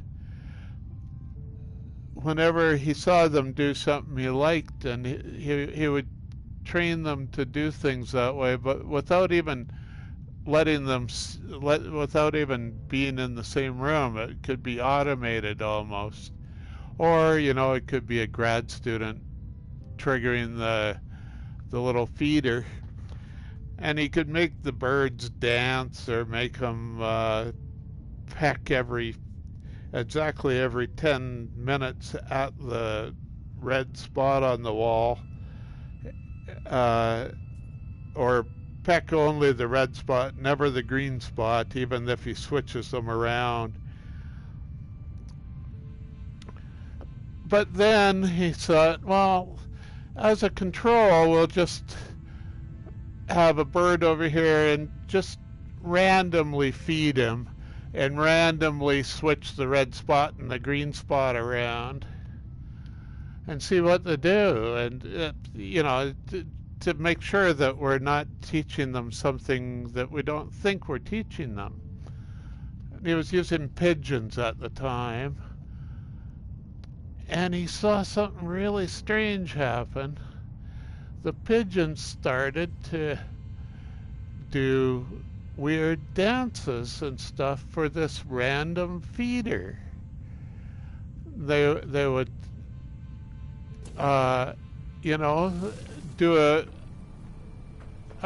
do their little dance, and they'd keep dancing until the random feeder pushed out another grain of food, a treat for them. And they seemed to be dancing more even than the one that was properly being trained to dance. They'd maybe been trained to dance before in a different experiment, and they're reusing the same bird. So it would dance, or it would peck at the red spot or the green spot preferentially, because it would think that these things make it produce food, even though the food was coming randomly. And he said, this is astounding. It's a lot like all sorts of human behavior that I have noted and seen in my my observations of humans. They make these superstitions they think are controlling random events. The gambler that has his lucky charm, that he can't win at the slot machine unless he has his lucky charm. The poker player that,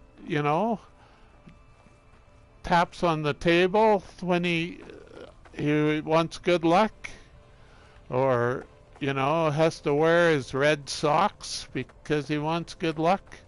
Baseball players have superstitions like that too. It's just like these superstitious pigeons that think they have to dance for the random food.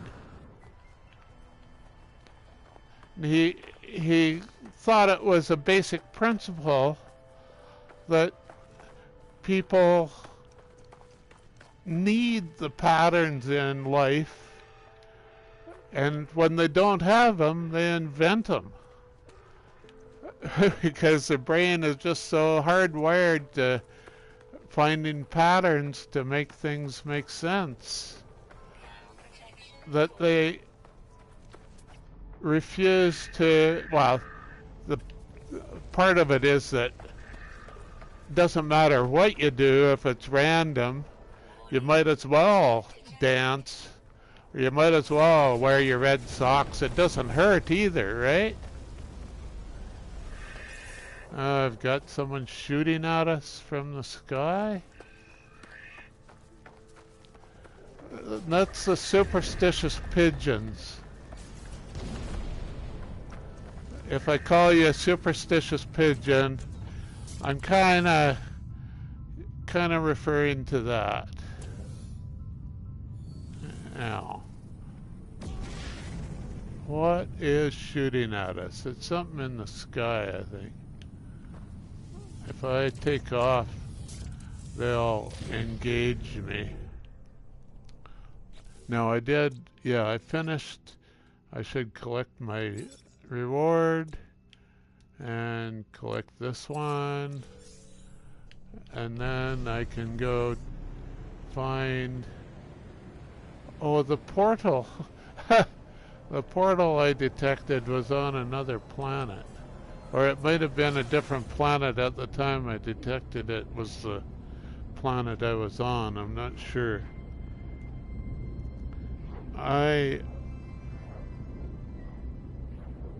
Yeah. Someone said there's one portal per planet everywhere. I don't know who built them. It must have been a forerunner race, not these goofy races that we deal with today. Might have been a forerunner race that built portals on every planet and then they died out.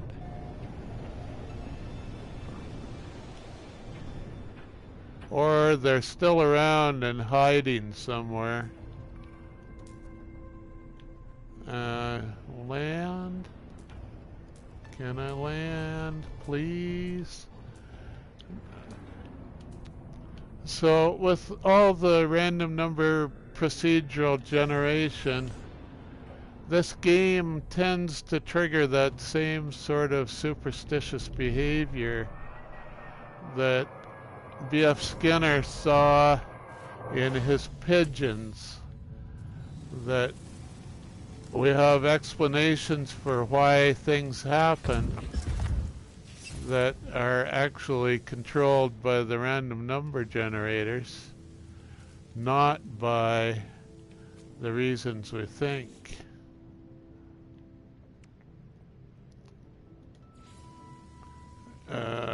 Change the color, toggle colors. I want a purple beacon, purple for portals. There, purple beacon means it's a portal.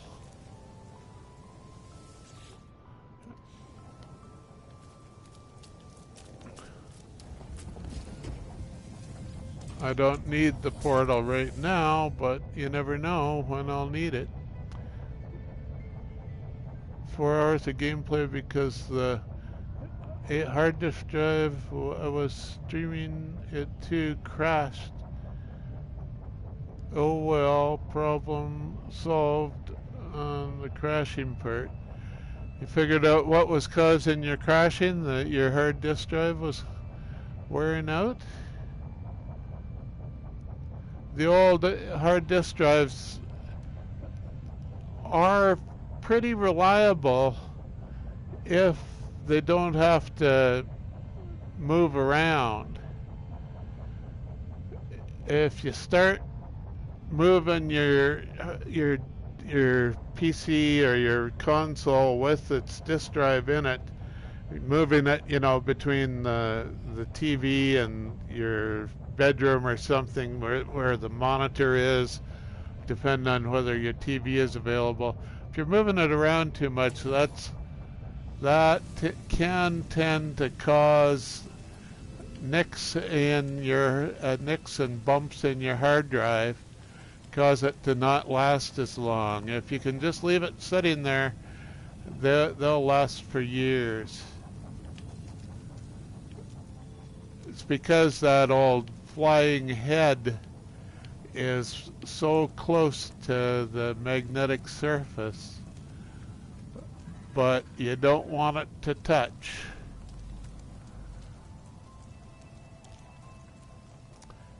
And when you're shutting it down, one big mistake people can make is they can just unplug their computer and pick it up. Even a laptop, if it's got a hard disk drive in it, you unplug the computer, it takes a while for that spinning disk to stop. And if you pick it up right away, you can make the heads crash into, well, it's just barely touch. It's not really crashing so much as just barely touching the surface of the disk with the little tiny magnetic spots that are so tiny that if it touches it can scrape a bit of magnetic material and flip a bit on you. One bit can make the whole drive go nuts if it's the wrong bit. 9 times out of 10, one bit will, be unimportant. But the 10th time you pick it up and, can't get at my save file anymore, or it crashes when I try to start it up. It's because a bit was flipped, or a bit is unreadable somewhere. And you can reformat the hard drive and it'll skip over any bad bits it finds. But the wear and tear on your hard drive is cumulative in a way. It might not last as long next time if you keep on yanking the plug out or, shutting it down quickly, and even the power button sometimes will just shut it off without stopping the hard drive first. And, well, even if it has stopped, the heads can theoretically crash into a hard drive. They try to park the heads so it's in a special place where you don't have any data recorded. But a cheap hard drive, they won't bother with that, or their shutdown procedure won't work quite right, and you get in trouble. And of course, all hard drives are cheap. They're competing with the other hard drives for who can make the cheapest new drive with the most bits on it. Bits or bytes. Most bytes on it as they can cram onto it, so the bits are smaller, forever smaller than the hard drive with fewer bits.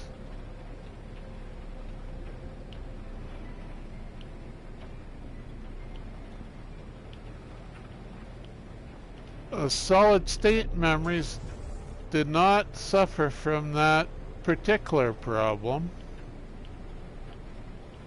They can have other problems, but not that one.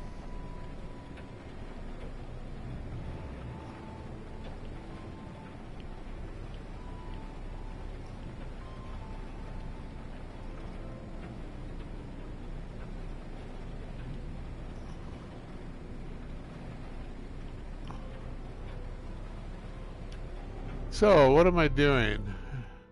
This planet is basically finished. So, look for another one.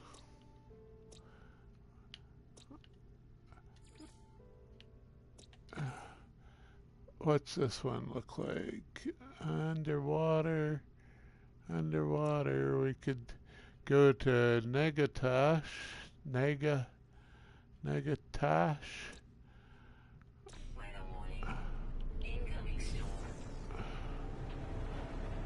I'm flying.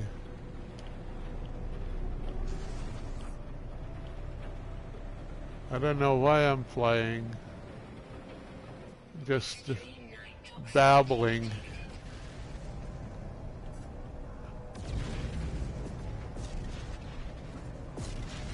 Couple system freighters. Looks very similar to my ship, actually.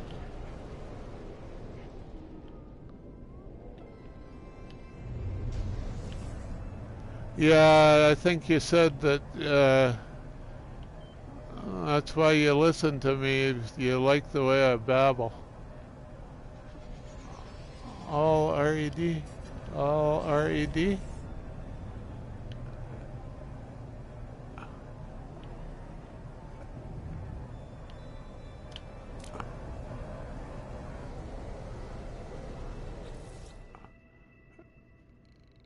So Negatash looks like what I'd call a pizza planet, multiple colors. The freighter was all red. Oh, you can change the color.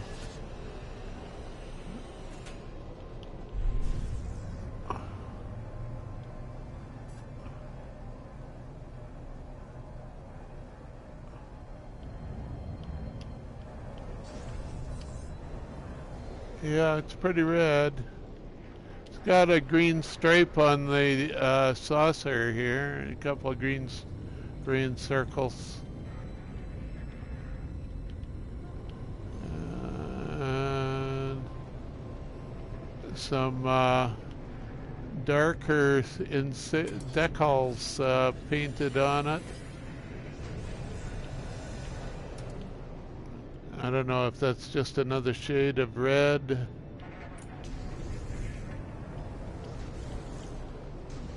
Not like my freighter. It's not, yeah, it's my freighter. Of course, I got some paint on it, so it's not the original color. I forget what the original color was. So if we call it in, I got green and blue parts.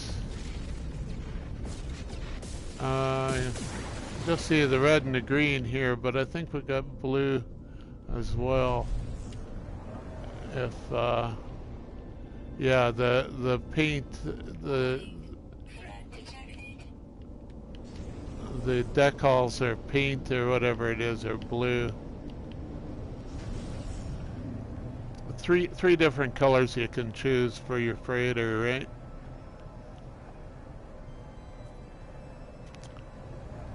What did that announcement say? I forgot. Bounty target, Pirate King. So, try and find the Pirate King and kill him, eh?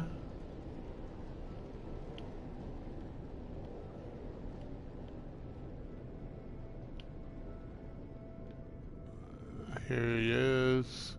Yeah. You. Come here.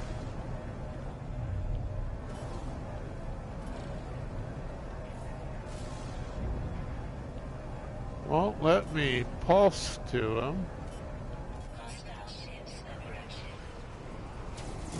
There it is.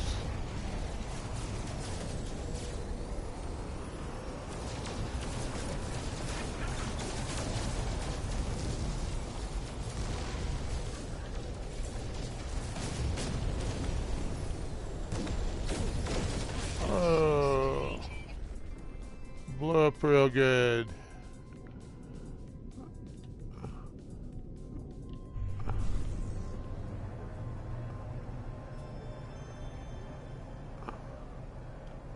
Now I was trying to find Nagatosh.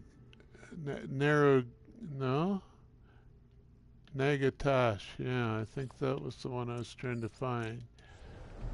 So it's not the ring planet.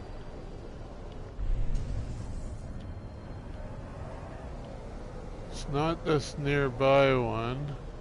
Is there another planet behind that? Maybe.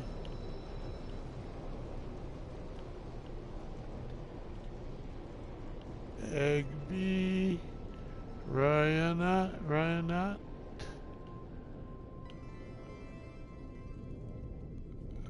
Is it behind here? Something back here.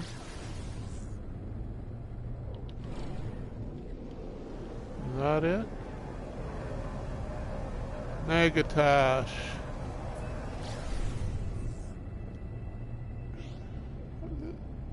So, not quite mega. Something America great again.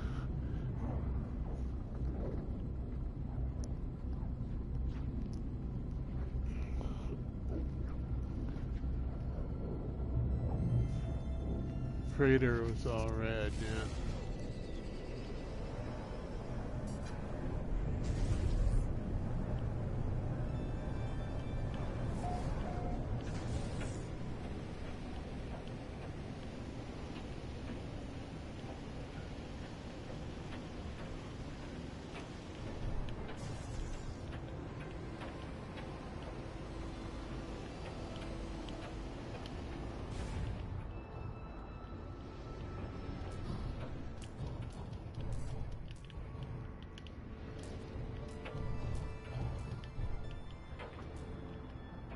This is water. Okay, I'll go to shore.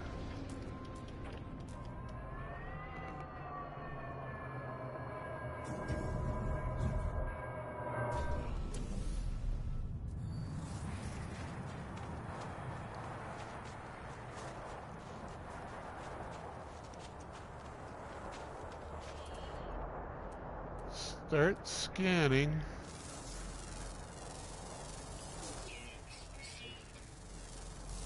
Oh, there's some red dots showing up already.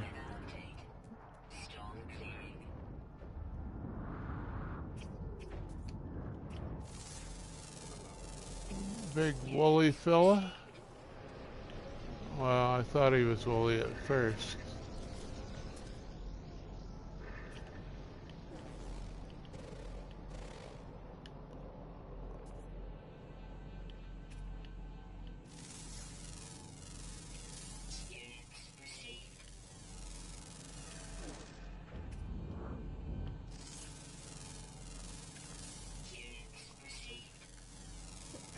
Yeah, I think this will be the last planet I'll stream, and then I gotta go to get some supper, I think.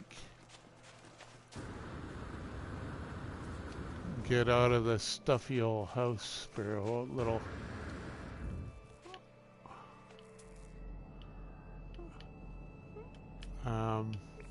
yeah, use the right buttons.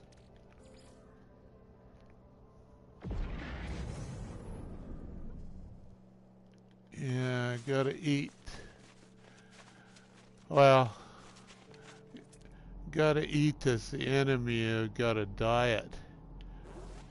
I got plenty of reserves. I could do with skipping a meal here and there, but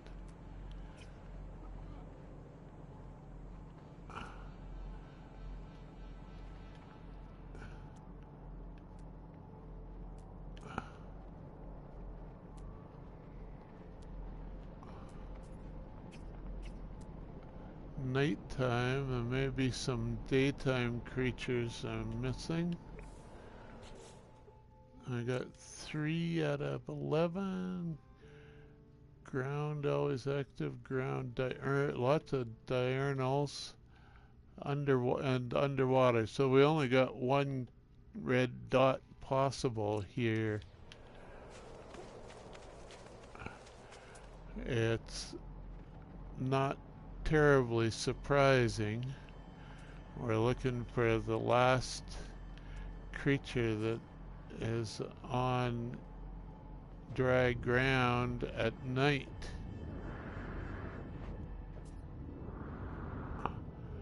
Even though we only got 3 out of 11.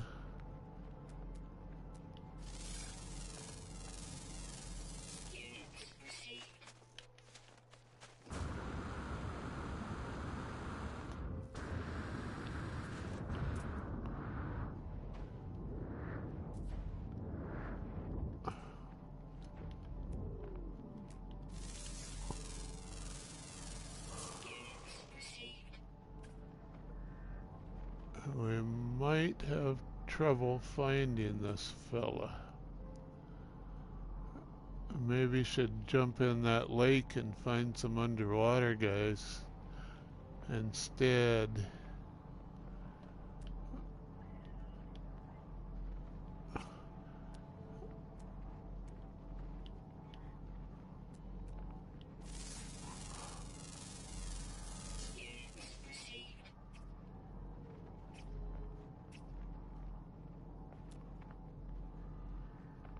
Still seems to be spawning new creatures, but they're species that we've already seen.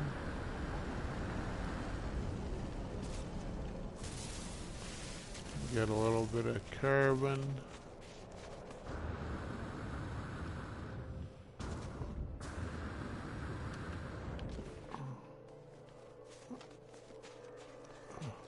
Word thing, learn nothing new. Another green.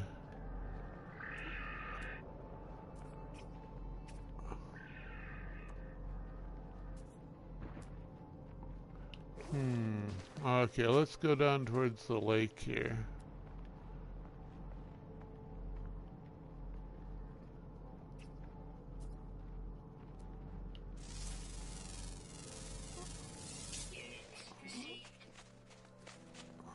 Pick up some oxygen.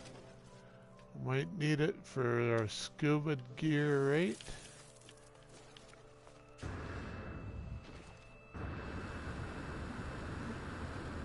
A little bit of sodium.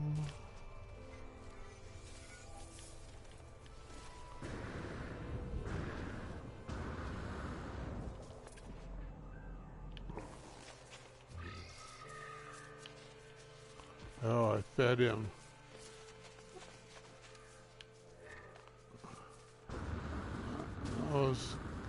Those guys, I thought they were more sodium, but it was just Christmas lights on the back of the animal.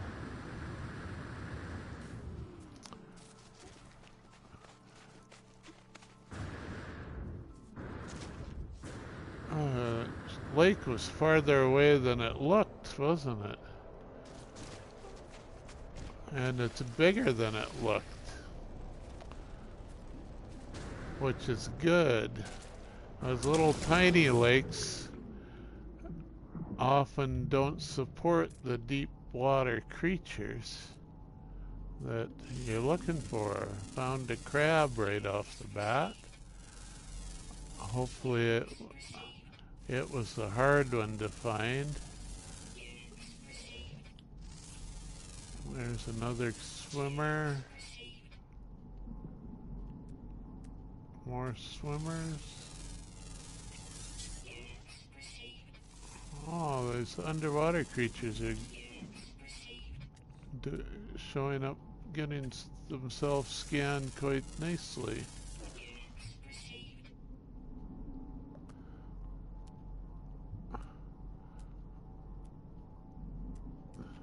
Is that all of them, maybe? 7 out of 11. So we got a ground and a ground and a flying left. I suspect we may need to go to the daylight areas. How far from the lake shore are we? We're basically right in the middle of the lake. This shore is a little closer, I guess.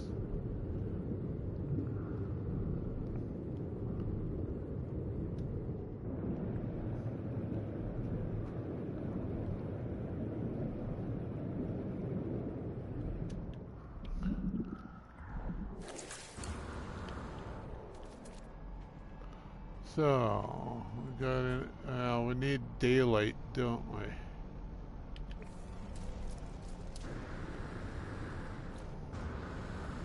Oh, I got a trader. Oh, what the heck? A whippersnapper plant that I tried to land on? Oh yeah, a fly trap launched me.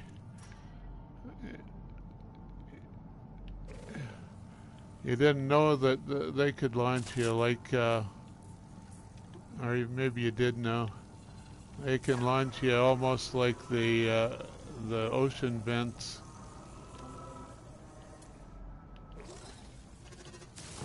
That's what I'm trying to do. Get him out of the way. Hey, hello there, Viking fella. You got anything to trade? Weapons, interloper, power to sentinel. Offer to trade. Oh. All X-class mods. I won't bother with them right now. Thanks anyway. And we got daylight showing up on its own here, which is what we were looking for, I think. Because diurnal, always active, one of them. Diurnal for the 2 flyers. So, yeah, I saw a red dot already.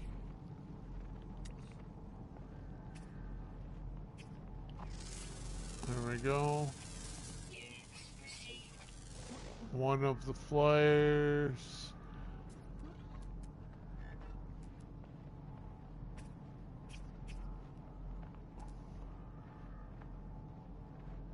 More flyers. Heck. So now we need the ground creatures.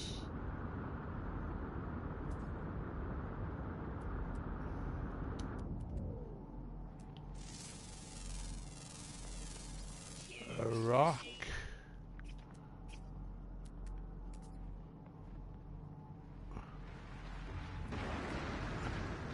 A giant worm doesn't help us, but oh, he stirred up this guy. One more. There's a red dot also.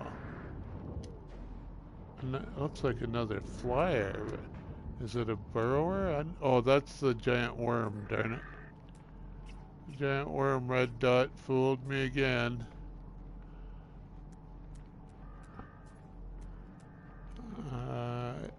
I wish they would treat that as a bug and fix it, but I suspect they have some weird reason for treating it like a feature.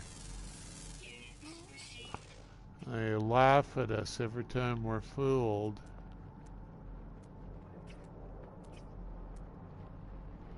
They shouldn't be so mean, right?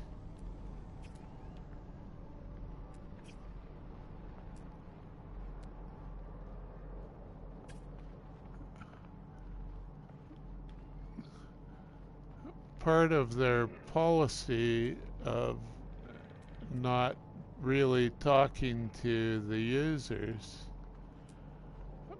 Well, it's good for them to, in certain ways, it is frustrating to not really know what they're thinking about most of the time.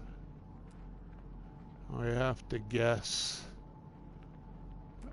you know, educated guesses, but they're still guesses. They won't tell us why things are so weird sometimes and so logical other times.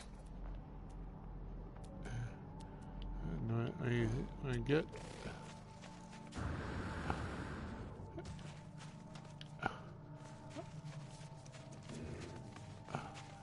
they love us when we go superstitious on them and start attributing. I'm sure they're greatly amused when we think, oh, some creatures only show up in storms, when it's just a random number generator. They're greatly amused, I suspect, that you know, we think they're better than they are. I put a random number generator on it and we think it's devious.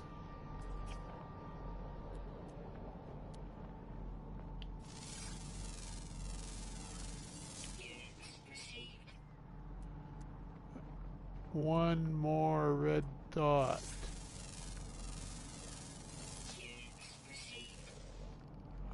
All I can find to scan is rocks.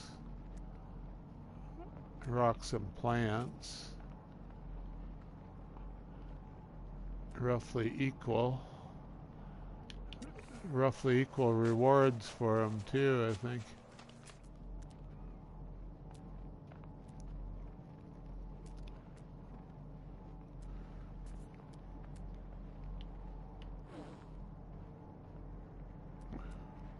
Pretty sure it's a ground creature left.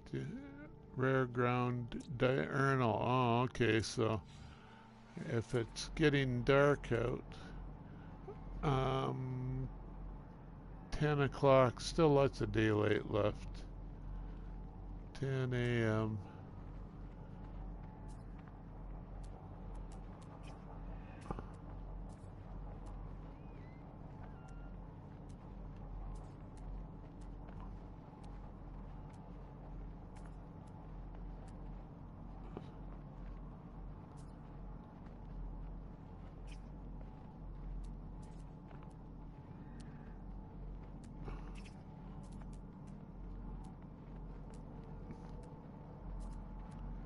Look at all those green dots and no red dots.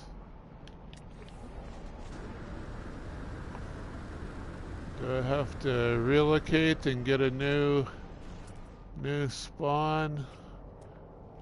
Reset the spawn for a new location? Or chase down this red dot? It's a beetle. Couple of beetles there if I can line up on them. There we go.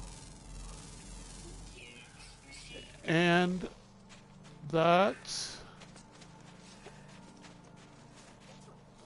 this planet. I'll call my ship. We say goodbye to the snow and ice. And head back to our freighter base.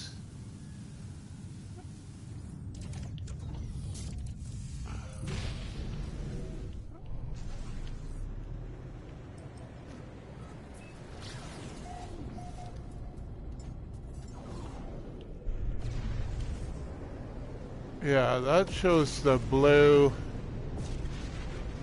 symbols on the freighter nicer when the sun gets on it. When it's in shade, you can't even tell what color it is sometimes. There we are back at what amounts to our home and the current state of the game. The freighter tends to be home base. We'll make a new save here right where we started the stream. Say thanks for all of you for joining in, and I hope you enjoyed it, and we'll see you again another time. Guthrum, howdy and goodbye. Later all.